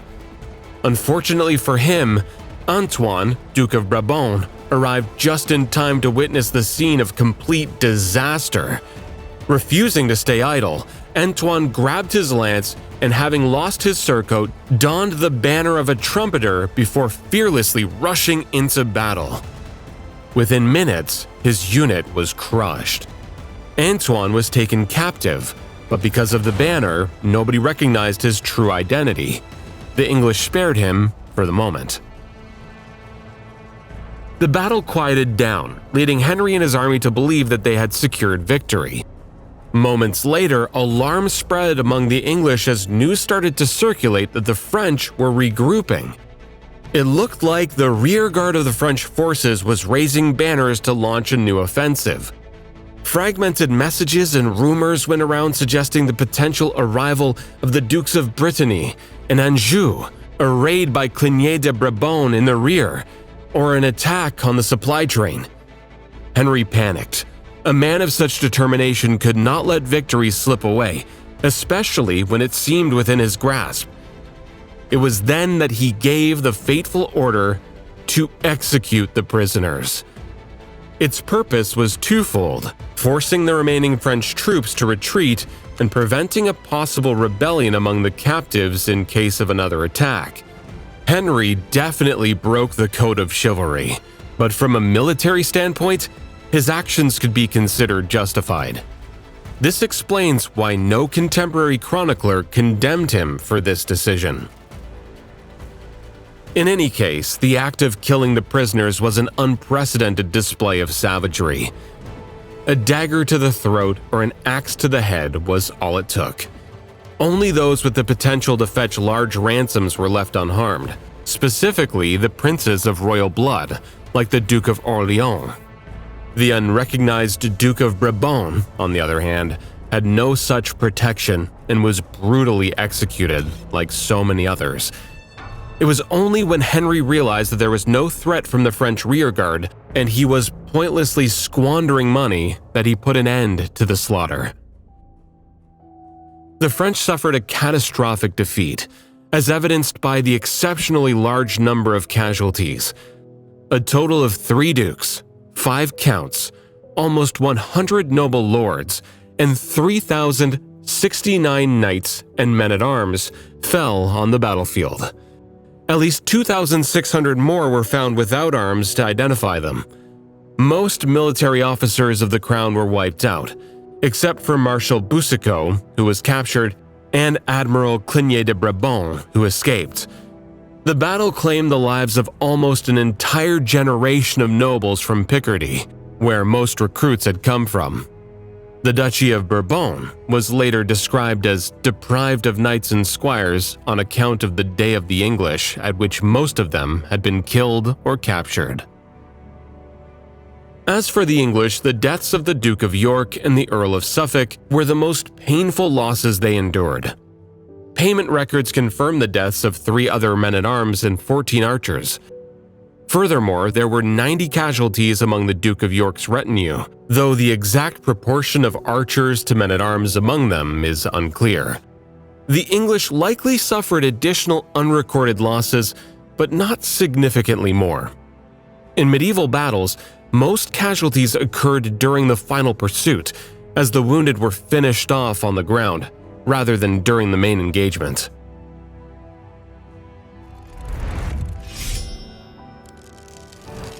The news of the defeat reached Rouen the next morning. The court was stunned. The king, the Dauphin, and the Duke of Berry wept. There is no path or lane, no town or village in France which does not feel the wound, wrote the young Norman poet Robert Blondel. The initial shock, however, soon gave way to indignation, and the public started blaming the French nobles for the defeat. It was generally attributed to their extravagant lifestyle, greed, blasphemy, violence against women, and, most importantly, the feudal conflicts that engulfed the kingdom after the assassination of Louis of Orleans. Interestingly enough, Henry V held a somewhat similar view. "I know that God by His grace has given me this victory not for any worth of mine, but to punish the French for their sins," Henry is said to have told his unfortunate captive Charles of Orleans, who was so devastated that he could neither eat nor drink. "For," Henry continued, "if I am rightfully informed, there has never been such disorder, hedonism, sinfulness, and vice as reigns in our time in France." Meanwhile, in England, the battle radically transformed public sentiment. Any doubts regarding the legitimacy of the Lancastrian dynasty were cast aside. The triumph at Agincourt convinced Henry's subjects that his French ambitions were not only just, but also divinely ordained and easily achievable. In a letter of congratulations sent to the king shortly after the battle, the Chancellor of the Kingdom, Henry Beaufort, compared Henry to figures like David, Solomon, and Alexander the Great. The winter of sloth and idleness, timidity and folly has passed away, and the spring flowers of youth and martial vigor are here. Beaufort wrote that the king could rest assured about financial matters, as he would receive all the necessary funds to complete his campaigns. As for the French prisoners, most of them had been released before the English left Calais. Typically, they were either ransomed for small amounts, set free on parole, or sold to ransom brokers. However, the most valuable and influential prisoners were brought to England. The Duke of Orleans and Brabant, Arthur de Richemont, Marshal Boucicaut, and other nobles were accommodated in London with comfort and even allowed some freedom of movement. All of them, except for Boucicaut, were affluent men with enough means to soften the hardships of captivity. Charles of Orleans brought over a variety of items from France, including books, gold and silverware, chandeliers, as well as numerous servants who oversaw his French estates. The Duke of Bourbon, a man of simpler tastes, brought over his huntsmen and falconers, hawks and hounds, as well as whole shiploads of wine. None of this, however, could compensate for the boredom of confinement. The prominent political figures of France were left to watch impotently as historic events unfolded across the Channel. The Duke of Orleans was destined to remain in England for a quarter of a century. The poems he wrote in captivity are filled with overwhelming sorrow and melancholy regret for the lost years. So closed are the eyes of my heart, asleep. In indifference they'll not ope again. For of beauty I do not dare or deign to speak as I did, but silence keep. I've learnt by heart all one may reap, for the book of joy I take up in vain. So closed are the eyes of my heart, asleep. In indifference they'll not ope again.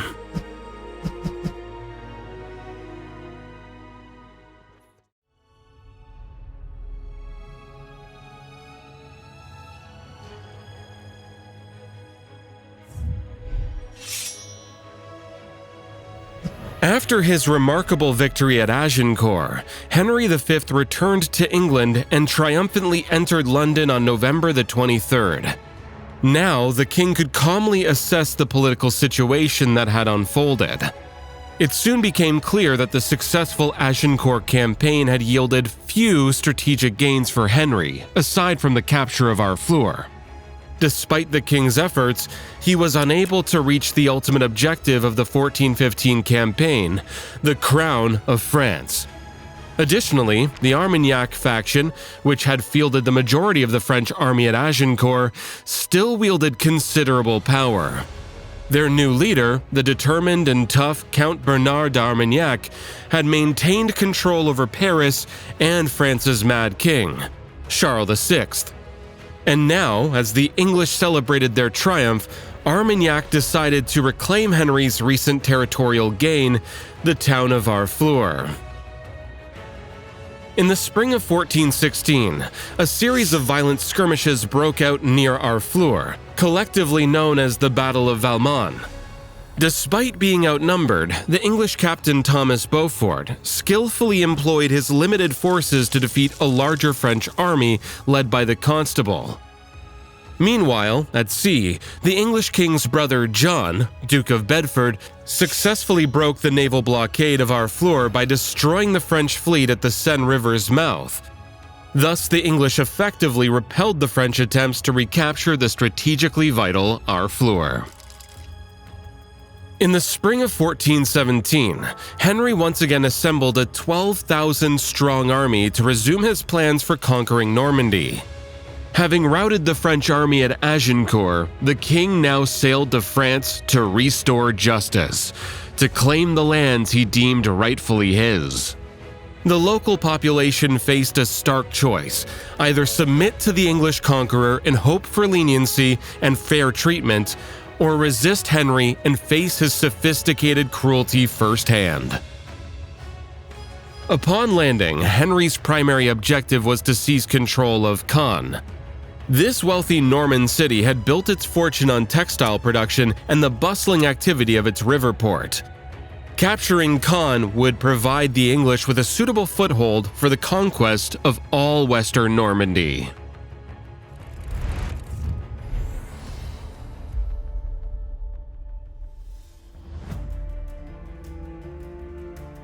On August 15th, the king's brother, Thomas, Duke of Clarence, led the English vanguard to the outskirts of Caen. From there, he could survey the fortifications that lay before him. The lower part of Caen, known as the New Town, was essentially an island, protected on all sides by the river Orne. While the old town lacked such natural defenses, it had a citadel with a massive stone keep. The walls were newly built and in excellent condition, featuring numerous towers and fortified with moats, stakes, and pitfalls. However, Caen had a small garrison of only 200 men, clearly inadequate for a prolonged defense. The city's strategic position was also vulnerable, as two hills dominated it, each crowned with a fortified monastery, the Men's Abbey to the west and the Ladies' Abbey to the east.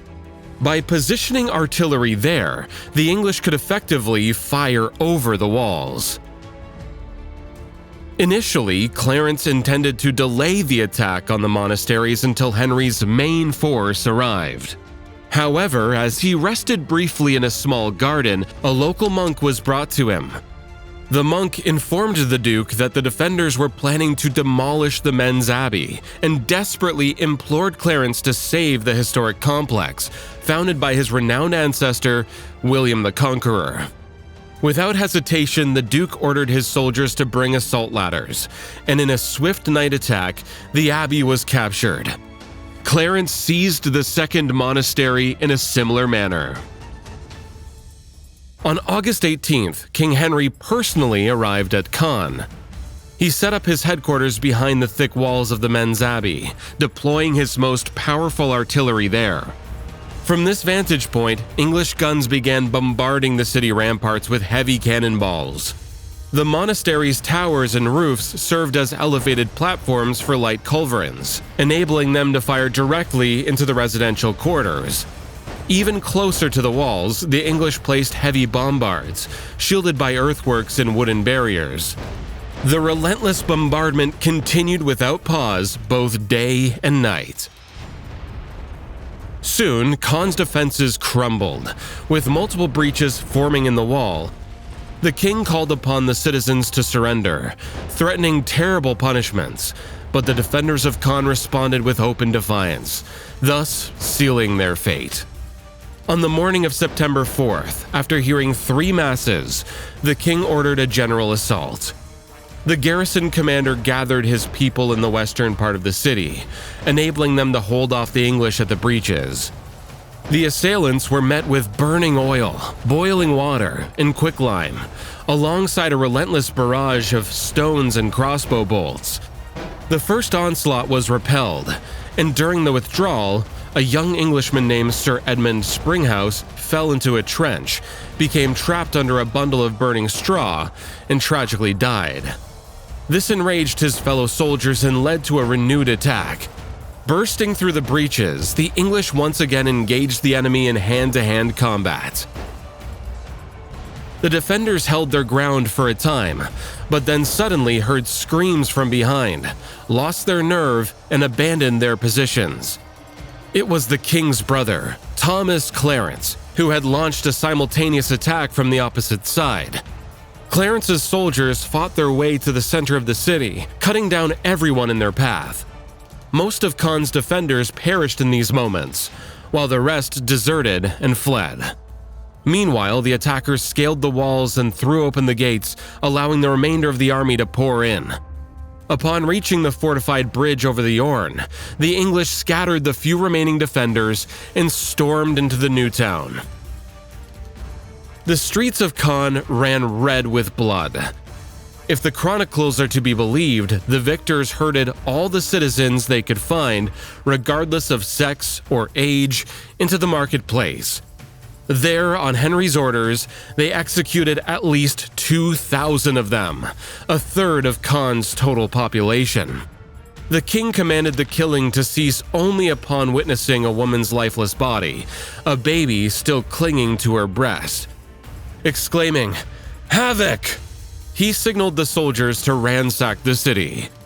On September 5th, a dispatch bearing Henry's seal was sent to London. God of his high grace sent upon our hands our town of Caen. By assault and with right little death of our people, we and our host being in good prosperity and health.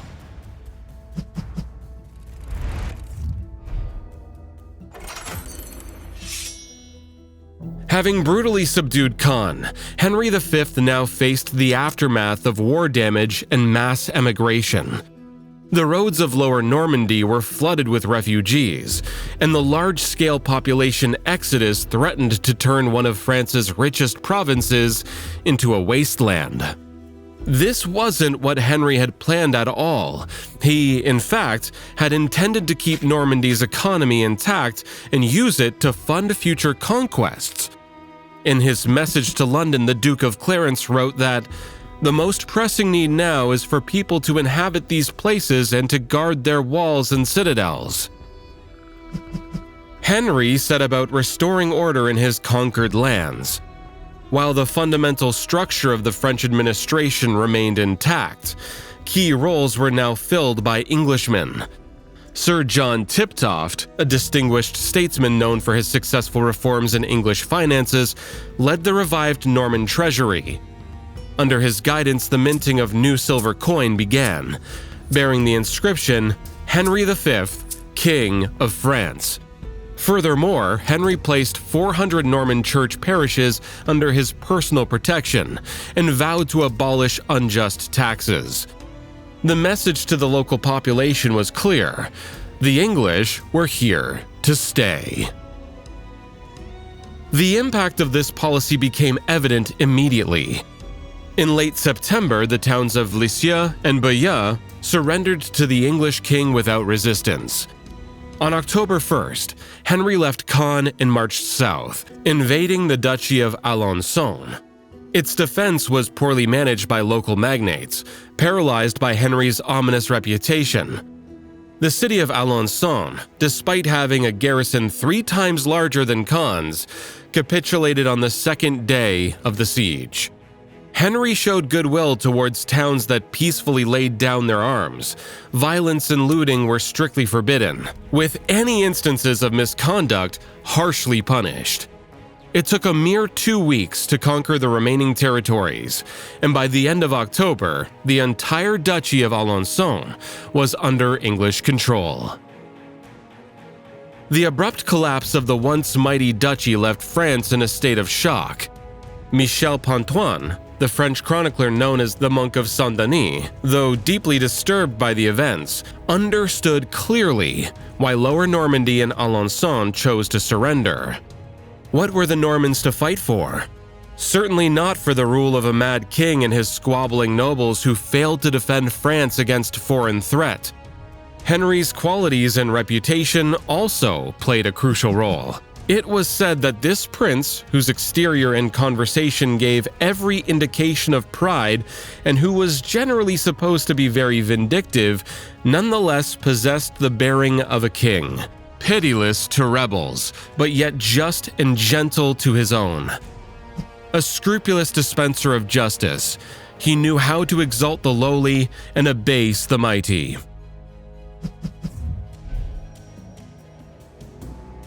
The French nobles didn't just fail to assist Normandy. As the English king besieged Caen, Jean the Fearless and the Armagnacs opened a new chapter in their struggle for Paris. During the autumn of 1417, Jean seized control of the immediate approaches to the French capital but failed to breach its formidable defenses. With the aid of foreign mercenaries, Bernard d'Armagnac kept the citizens of Paris under control. Upon learning that the Burgundian duke had disbanded his army, Armagnac launched a counterattack, but his carelessness led to the defeat at Salise. Armagnac's failure dealt a heavy blow to his military and political prestige. The days of the Constable of France were numbered. On the night of May 29th, the Burgundian captain Jean de l'Isle-Adam, aided by a Burgundian loyalist, gained entry into Paris and flared up a popular uprising. The despotic Bernard d'Armagnac and his supporters were found, seized, and brutally slaughtered. The body of Count Bernard laid abandoned in a ditch for 3 days. The enraged Parisian mob was eager to get their hands on the royal family, particularly the 15-year-old Charles the Dauphin, the sole surviving son of King Charles the Mad. However, an Armagnac knight, Tanguy du Châtel, managed to rescue the Dauphin and conceal him in the Bastille. Soon after, the Dauphin and du Châtel, accompanied by a group of armed horsemen, rode off to Bourges. As the new leader of the Armagnac party, Charles now bore the daunting task of guiding France to victory through its darkest hours. And as for the triumphant Burgundians, they got what they wanted.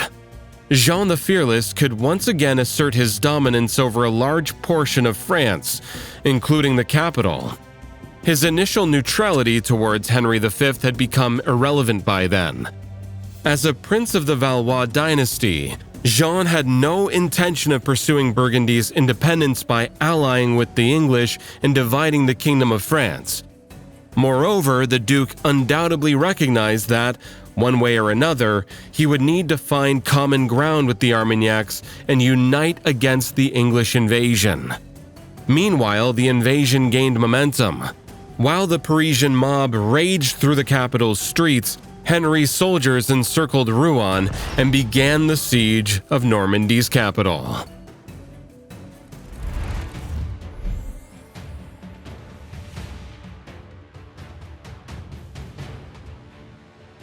Rouen was the largest French city the English had besieged since the outset of the 100 Years' War. Its many quarters housed a population of 20,000 to 25,000 people. The old town of Rouen was protected by an imposing wall, punctuated by 5 fortified gate complexes. Northeast of the old town, a sprawling suburb had grown over the years, home to numerous textile workshops. It too had recently been enclosed by a wall. Guy Le Boutier and a group of Burgundian captains organized the defense, commanding a garrison of roughly 1,500 professional soldiers. However, the bulk of the fighting fell to approximately 10,000 armed men of Rouen, deployed across various defense sectors. As the siege camp was being established, Henry made several crucial decisions. First, the English king rejected the idea of assaulting the city. Given the narrow alleys within the walls and the large number of defenders, a direct attack would have been a high-risk and deadly endeavor. Additionally, Henry chose to spare Rouen from a full-scale bombardment, unlike at Harfleur and Caen. His motive was simple. He aimed to make Rouen the political capital of English Normandy, and extensive destruction would have undermined this plan. Thus, instead of assaults and demolition, the English decided to take Rouen by starvation. The densely populated city critically depended on external food supplies. The harvest had not yet been gathered, and the city authorities, realizing too late, were unable to make sufficient provisions. In the early days of the siege, Henry enforced a complete blockade of the city. Facing constant artillery fire and suffering heavy casualties from enemy sorties, his soldiers dug a fortified ditch and constructed a rampart the whole way around the walls. To hinder navigation both upstream and downstream, the English stretched iron chains across the river and built a wooden bridge for communication. Soldiers on barges patrolled the Seine, thwarting any attempts to reach Rouen by water. Yet even with Rouen encircled, Henry knew that success was not guaranteed without well-organized logistics. During the 100 Years' War, major sieges had been the English army's weak spot. Nearly every siege of a French city, be it Tournai in 1340, Rennes in 56, or Reims in 59, had ended in failure due to supply problems. By 1418, the lesson had been learned. Henry organized a large-scale operation to deliver supplies to Rouen. This involved transporting goods from England to Harfleur, which now resembled a vast warehouse for provisions and ammunition. In Harfleur, the supplies were loaded onto barges and moved up the Seine. Separate detachments were assigned to neutralize French fortresses along the river that could hinder logistics. By October of 1418, the English army had firmly established itself around Rouen. The entire lower course of the Seine had fallen under their control. The harvest was collected and used to restock the English supplies. Large markets were established outside the siege camps, regularly refilled with provisions. It was only French inaction that enabled the English king to orchestrate a siege of such magnitude and supply his army over 200 kilometers by sea and 70 kilometers through hostile territory. A feat no other English commander in France had achieved. In contrast, the besieged city was rapidly exhausting its food reserves. Shops and markets stood empty, while the remaining supplies were sold only in private and at exorbitant prices. The people of Rouen began to fear that they had been abandoned. Since the end of August, they had been sending desperate appeals for help to the Duke of Burgundy, the Dauphin, the Paris City Council, and even the University of Paris. Jean gave the city's envoys a warm welcome, but his military and financial resources were fully committed to the struggle against the Armagnacs. It became clear that the Duke and the Dauphin urgently needed to negotiate peace to lift the siege of Rouen. However, the Dauphin and his advisors were utterly unwilling to cooperate with their sworn enemy. In late July, Charles relocated his headquarters to Chinon and began assembling a fresh army. Its objective was to drive the Burgundian garrisons out of the Touraine fortresses. Rouen wasn't even on the agenda. On September 21st, while in Niort, the Dauphin issued a series of ordinances that marked a point of no return in the Civil War. In these, he declared that he no longer obeyed his father, Charles VI, whose power had been usurped by the Duke of Burgundy. Leveraging his authority as the royal lieutenant, the Dauphin began establishing an alternative system of governing bodies. In Poitiers, he created a new royal chancellery. Additionally, the Dauphin proclaimed that there was no longer a legitimate parliament in Paris and organized his own. Officials across France received orders from each side not to comply with the directives of the other. The consequences were catastrophic.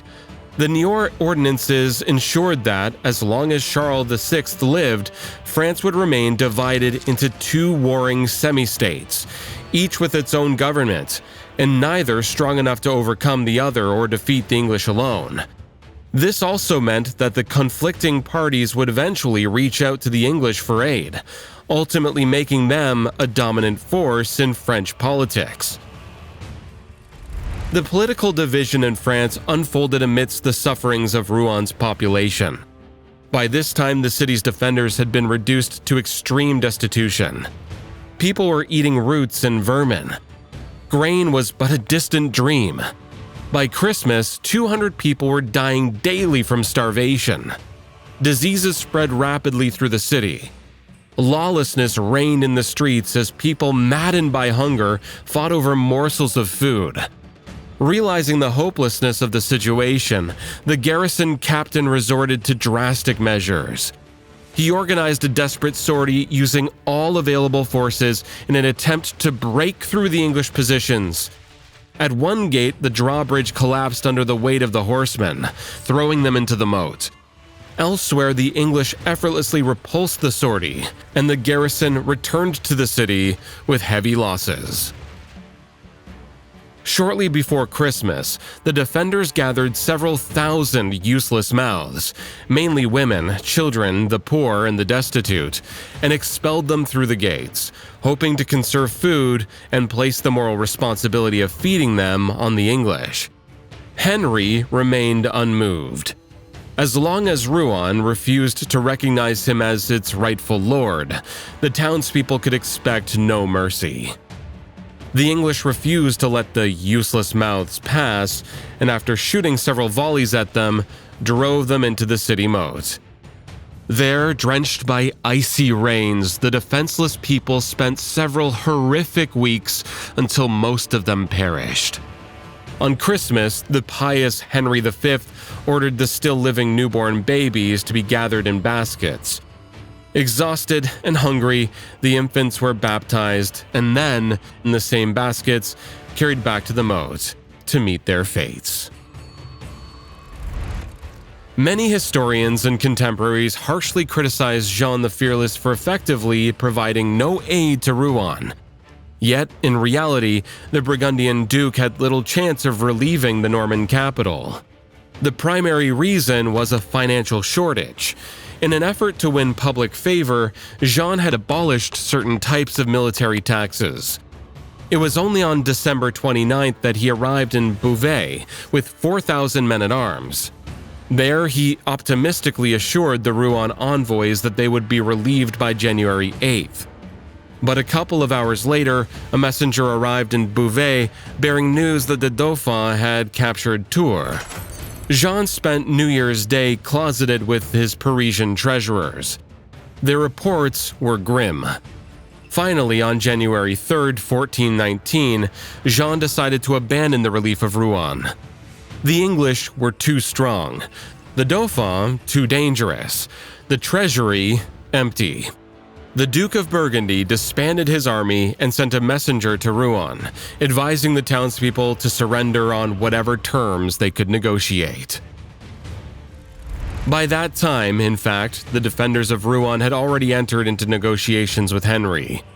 When the city's envoys pleaded for the useless mouths in the moat, the king listened coldly and replied, "Fellows, who put them there?" Henry insisted that Rouen was his by right, rebuking the envoys for having kept the city that was his inheritance. "Or else, peradventure, you take upon you the judgment of my title? Know you not how many castles, cities, and defensible places have been by us obtained and gotten? And how often from the field with victories have we chased our adversaries? Were these not the signs of justice? Henry claimed repeatedly that God was on his side. These emotional outbursts were mostly a nod to tradition and served as a precursor to lengthy, intense negotiations about the terms of surrender. Negotiators conferred for 24 hours by candlelight. Then, with some mediation from the clergy, the people of Rouen agreed to surrender by January 19th and pay a contribution of 300,000 gold crowns. 80 noble citizens were left as hostages to guarantee the payment of the ransom.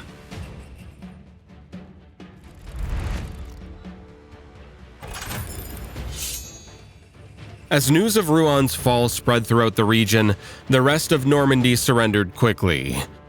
The mere sight of Henry's men would often lead to immediate capitulation.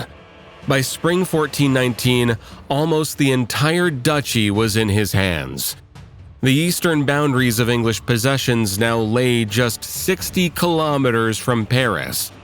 In the south, troops were gathering, poised to begin the conquest of southern men in Anjou. On the morning of July 31st, a group of English soldiers secretly entered Pontoise and seized control of the city, sparking panic in Paris. Jean of Burgundy clearly recognized the threat looming over the country. Reconciliation with the Dauphin's party had become a matter of life and death.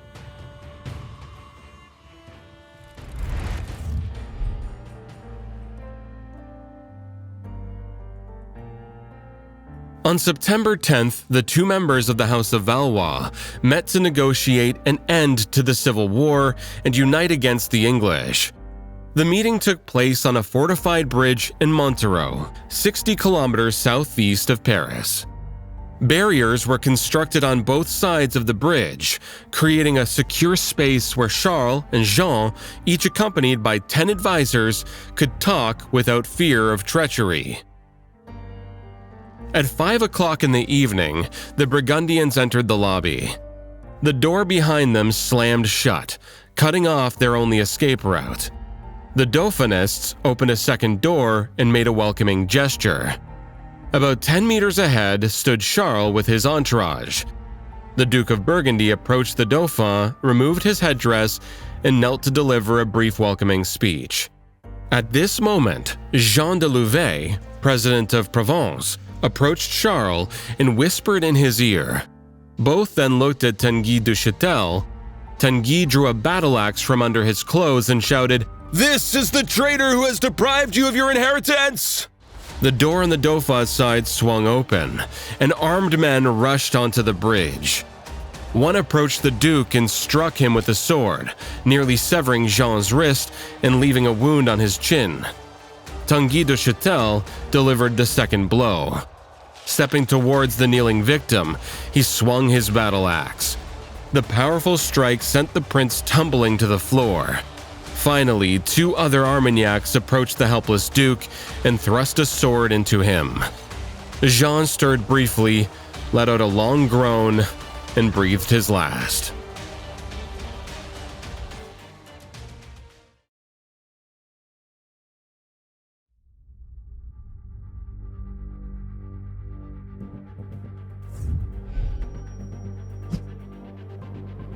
On September 14, 1419, Philip the Good, the Burgundian heir apparent, received news that his father, Jean the Fearless, had been assassinated on the Montereau bridge.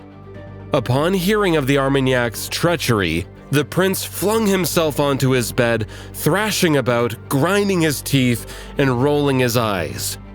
Only one thought consumed his mind: revenge. Any hope for reconciliation between the Armagnacs and Burgundians had now vanished, as both sides were determined to annihilate each other to the last man. Mere days after Jean the Fearless's death, Burgundian diplomats opened negotiations with the English. Henry V received assurances that virtually all his demands would be met. The Burgundians, in turn, could count on English support to defeat the Armagnacs. On May 21, 1420, the text of the treaty that would shape French politics for decades to come was solemnly read out in Troyes Cathedral. At its core was the rearrangement of dynastic ties between the Valois and Plantagenets. Henry V would marry Catherine, daughter of the French king. Charles VI would recognize Henry V as his adopted son, and Henry would honor Charles as his father. While Charles lived, Henry would be his regent, officially titled King of England and heir to France. And upon Charles VI's death, the French crown would pass to Henry and his descendants. In essence, the Treaty of Troyes established a dynastic union between England and France, where the two crowns would unite under Henry V following Charles' passing. Later, this political arrangement would come to be known as dual monarchy. Despite sharing a common ruler, both England and France were to maintain their independence, with separate institutions, laws, and customs. The lands Henry had conquered within and beyond the Duchy of Normandy were to remain his absolutely, governed separately from the rest of France.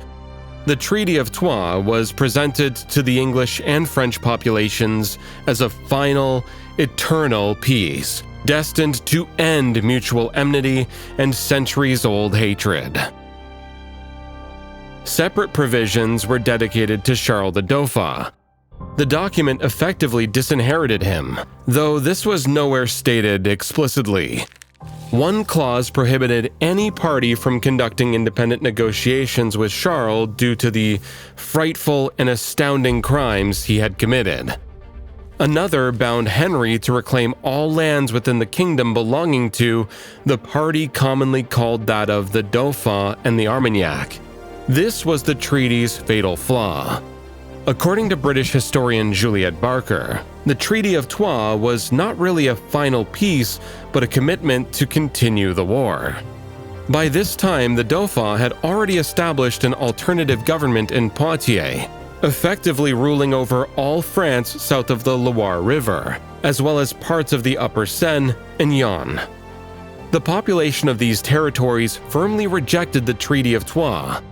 If Henry was to bring eternal peace to France, it would only be at the point of a sword.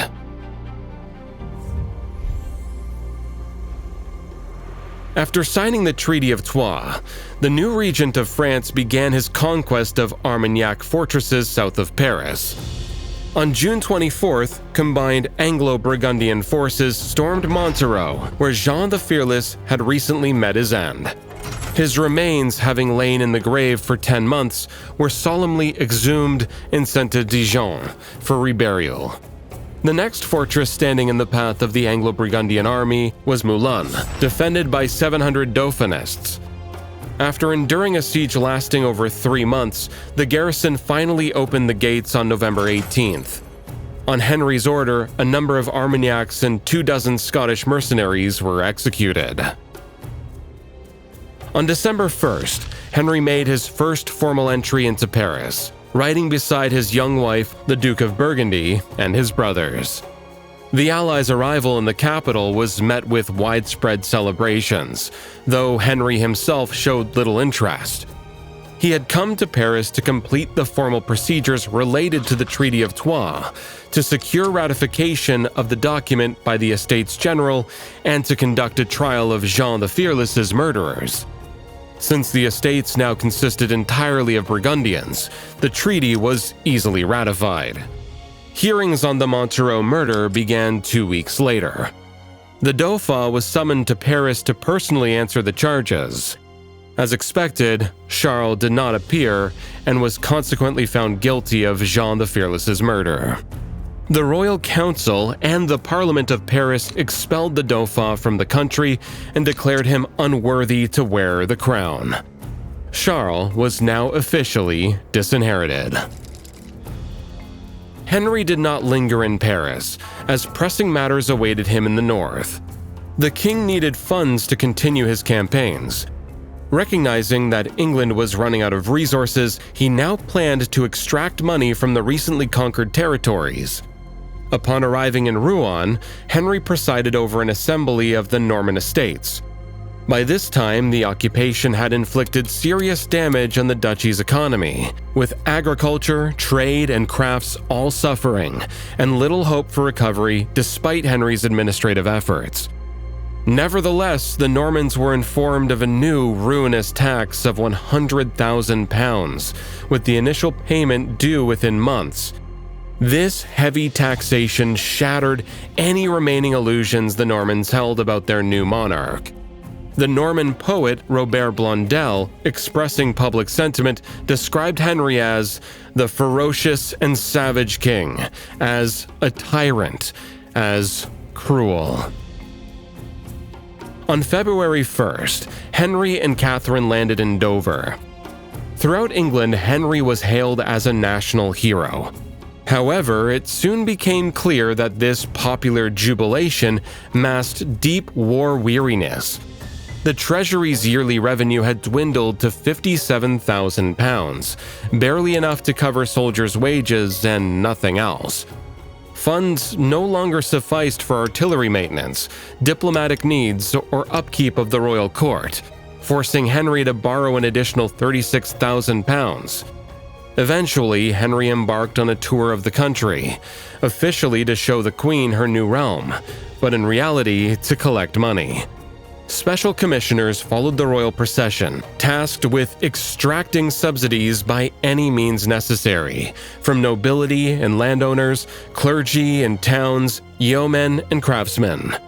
As the Welsh chronicler Adam of Usk described this journey, Henry was rending of every man throughout the realm, be he rich or poor. Despite their deep reverence for the king, the English grew increasingly anxious about his overseas ambitions. At Lincoln, Henry received tragic news from France. His brother and designated heir, Thomas Clarence, whom the king had left in command during his absence, was defeated and killed at the Battle of Beaujeu. The sole consolation was that Thomas Montagu, Earl of Salisbury, a skilled and level-headed captain, had regrouped the remaining troops and conducted an orderly retreat to the safety of Normandy. Henry urgently needed to return to France, for the third and final time in his life. Henry arrived in Calais in June 1421, leading an army of 900 men-at-arms and 3,300 archers, a far cry from his forces in Agincourt. Assured that Normandy was in safe hands, Henry swiftly traveled to the ever-rebellious Paris and restored order there. Now the king could fully devote himself to the struggle against the Dauphin. After the victory at Beaujeu, Charles had laid siege to Chartres. However, when the English king assembled his troops on the Seine and advanced to support the city, the Dauphin hastily abandoned the siege and withdrew across the Loire. Henry spent August and September clearing Armagnac garrisons from the regions around Paris, particularly to the east and south. Dreux surrendered on August 20th, followed by Beaugency on September 8th. In the latter half of September, the English captured Nemours and Rougemont. Enraged that a single English soldier died during the assault on Rougemont, Henry ordered the town set ablaze and its garrison drowned. And when questioned about his ruthless destruction and burning of towns, Henry replied, "War without fire is like sausages without mustard." A shortage of supplies and dysentery, the scourge of medieval armies, brought an end to the campaign of 1421. However, Henry was determined to use his soldiers as effectively as possible before their military contracts expired. The people of Paris had long been pleading with him to capture the town of Meaux, whose Armagnac garrison frequently raided the capital's outskirts, targeting travelers, disrupting commerce, and destroying food stocks.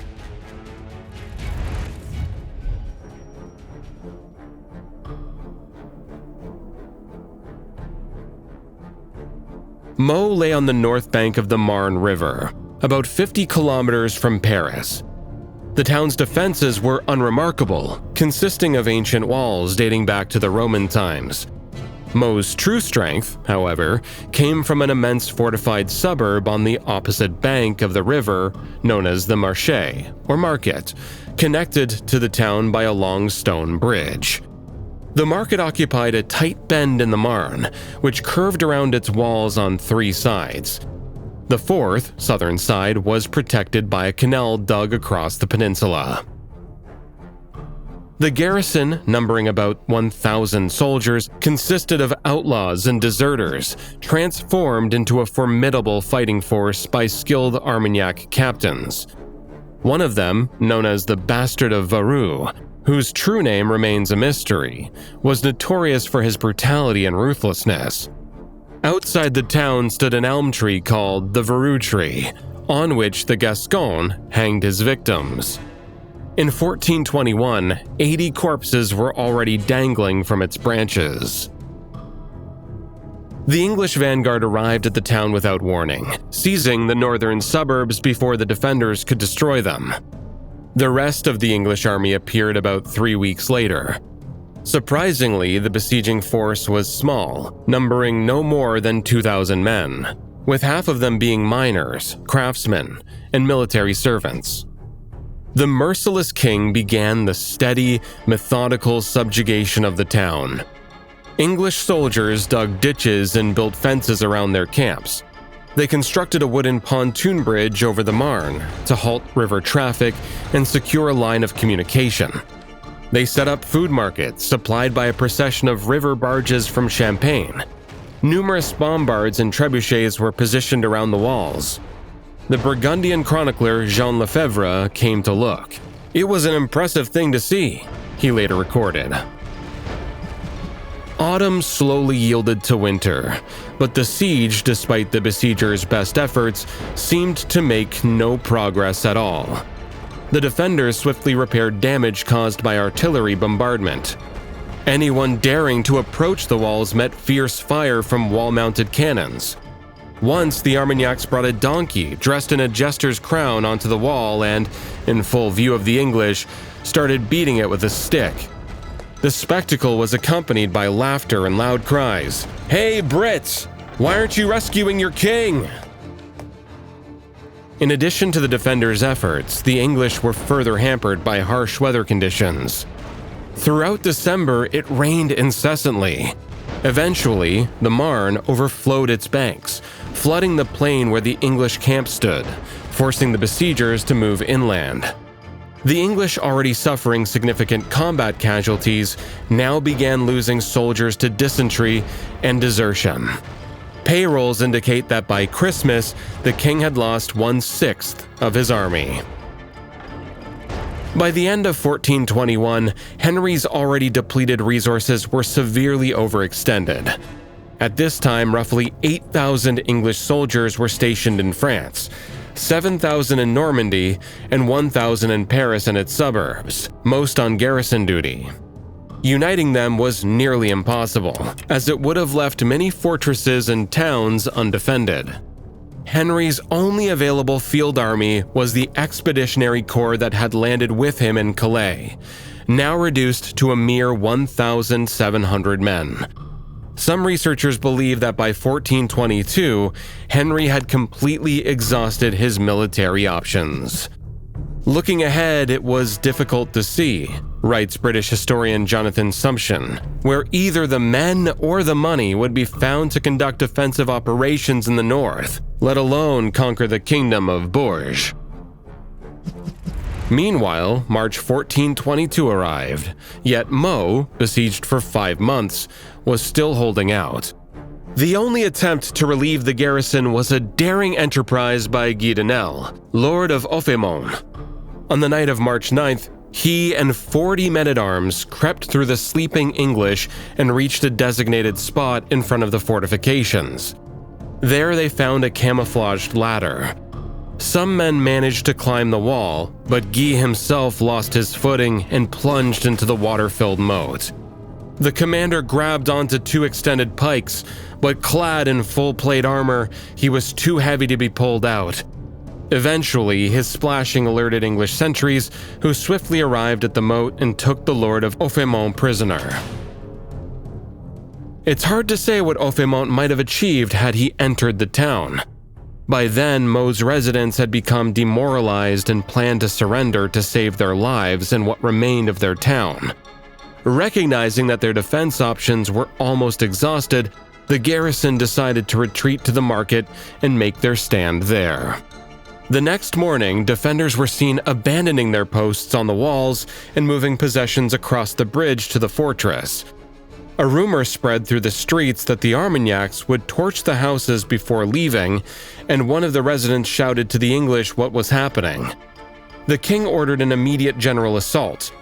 Anticipating such a command, a Savoyard captain had already led his men forward, set up ladders, and captured an undefended section of the wall. The gate swung open and the English poured in, pursuing the retreating Armagnacs. However, the defenders managed to cross the Marne and raise the bridge behind them. In the following days, the Dauphinists watched from the market's high walls as the English positioned artillery on the Marne's islands and took over the watermills that just a week earlier had been grinding grain for the garrison. The siege of the market of Meaux dragged on for another 2 months. The English assaulted the fortifications with utter disregard for casualties, revealing Henry's resolve to end the siege at any cost. Artillerymen fired at the walls from bombards at close range. The Earl of Warwick's detachment crossed the canal and, sheltered by a mobile wooden shield, secured a position on a narrow strip between the walls and the water's edge. Sir Walter Hungerford, commanding the western sector, bridged the river and seized another foothold, from where his men began tunneling a mine under the fortress. On the eastern side, Henry's engineers constructed a siege tower on 2 large barges. From this structure, which loomed above the walls, a bridge could be lowered onto the ramparts. All these operations were conducted under a barrage of crossbow bolts and deadly artillery fire. The English suffered heavy losses, especially among their captains. On May 10th, after 7 months of stubborn resistance, Meaux finally capitulated. Henry showed no mercy. 4 leaders of the defense, including the bastard of Varus, were executed immediately. The French artillerymen responsible for the deaths of English nobles were also sent to the gallows. Several hundred prisoners were dispersed among the prisons of England, Normandy, and Wales.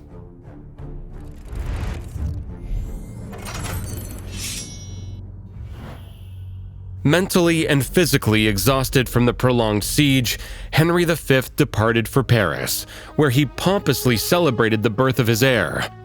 The English king could take pride in successfully concluding his 3rd French campaign. The Duke of Clarence's death was avenged, and the Dauphinists were driven from Paris. The main consequence of Meaux's capture was that Jean, Duke of Brittany, switched allegiance to support the English. In late June, he sent a delegation to Paris and pledged to appear before the king at the earliest opportunity. The sad irony was that much of this had already become irrelevant. Despite the difficulties of military campaigns, Henry V was always known for his robust health. However, in February, amidst the Siege of Meaux, he fell ill, and a physician was summoned to him from England. In June, when the Dauphinists besieged the Burgundian fortress of Caen, Henry moved to assist his ally. Yet the king's illness grew so severe during the campaign that he had no choice but to abandon the army and was carried in a litter to Vincennes, a suburb of Paris. A few days later, a messenger caught up with the Duke of Bedford, who was passing through Troyes with the English army, bearing news that the king was on his deathbed. Henry made preparations for his death with characteristic composure. The king had never seen his 8-month-old son, and now his top priority was to protect his heir and the weighty legacy that awaited him. On August 26th, the king verbally delivered his political testament. Humphrey, Duke of Gloucester, was to remain the young Henry's guardian until he came of age. The Duke of Bedford, the most talented of his brothers, was charged with continuing Henry's work in France. Bedford was to become the guardian of Normandy, as well as the regent of France, should the Duke of Burgundy decline this title. Regarding the struggle against the Dauphin, Henry instructed Bedford to continue the war until all of France recognized the Treaty of Troyes. At all costs, John was to maintain the alliance with Burgundy, on which the English position on the continent critically depended. Until the heir came of age, the Duke of Orléans and other prisoners of Agincourt were to remain in captivity as hostages. This was an uncompromising message. Nevertheless, even in his final hours, Henry recognized that a negotiated settlement might become England's only way out. He told Bedford that if a treaty with the Dauphin became necessary, Normandy must remain under English control. At 2 o'clock in the morning on August 31st, 1422, Henry V died. He was 36 years old. To his subjects, Henry embodied the true knight of the late Middle Ages. Brave, self-assured, composed in difficult situations, capable of inspiring others. Even the French acknowledged his merits, not only as a military leader but also as a man of justice. By this, they meant that Henry was a rigorous disciplinarian. He made himself feared, a quality that medieval subjects expected from their king. No ruler of his time, wrote the official historiographer of Charles the Dauphin, future Charles VII, was more obviously fitted by his talents and his wisdom to conquer and occupy another country. Henry united his countrymen, conquered Normandy, established control over the central institutions of the French state. By the standards of the era, these were outstanding achievements, yet they proved fragile. Henry's ambitions relied too heavily on the meager resources of the English kingdom. His conquests owed too much to the extraordinary circumstances in France during his reign: the king's madness, 15 years of civil war, the assassination of Jean the Fearless, and the political and military miscalculations of the Dauphinists. They also owed to Henry's personal qualities: his ominous reputation, military talent, iron will, and boundless energy. No one expected Charles VI, frail in health and prematurely aged at 54, to outlive his vigorous son-in-law. The King of France died on October 21st, just 7 weeks after Henry. His funeral preparations dragged on for nearly a month. Purges among courtiers and general instability meant that no one could simply recall the protocol. Finally, the funeral was held from November 9th to 11th, following a ceremony that bore a distinctly English imprint. The funeral's grandeur could hardly compensate for its somber atmosphere. Many mourners must have felt they were witnessing not just the king's funeral, but that of the French monarchy itself. Not a single prince of royal blood was present to accompany the king's coffin. His widow refused to participate, secluding herself in the Hôtel Saint-Paul. His only surviving son, disinherited, was in the south, leading a rebellious kingdom. His younger daughter, the widow of his country's sworn enemy, was in England, while his eldest daughter, the wife of England's new ally, was in Brittany. The Dukes of Orléans and Bourbon languished in English captivity. The Duke of Burgundy had left Paris, sending only a letter of apology. Traditionally, the heir of the deceased king followed his coffin. This time, there was no heir. The semblance of tradition was maintained by a lone figure in a black cape, following the coffin at some distance from the other mourners. It was the new regent of France, John of Lancaster, Duke of Bedford. May our good, gracious Lord have mercy on the soul of the last mighty and splendid king, Charles VI of France, our liege lord. The Barratt king of arms proclaimed loudly. May our Lord grant long life to Henry, by the grace of God, King of England and France, our new liege lord. Ironically, the crowns of the two kingdoms that had been feuding for over 80 years were now united in a 1-year-old infant. There was no end in sight for the 100 Years' War. Thank you for watching. If you enjoyed this video, help others discover it too. Hit the like button, share your thoughts in the comments, and subscribe for the upcoming episodes. Until next time.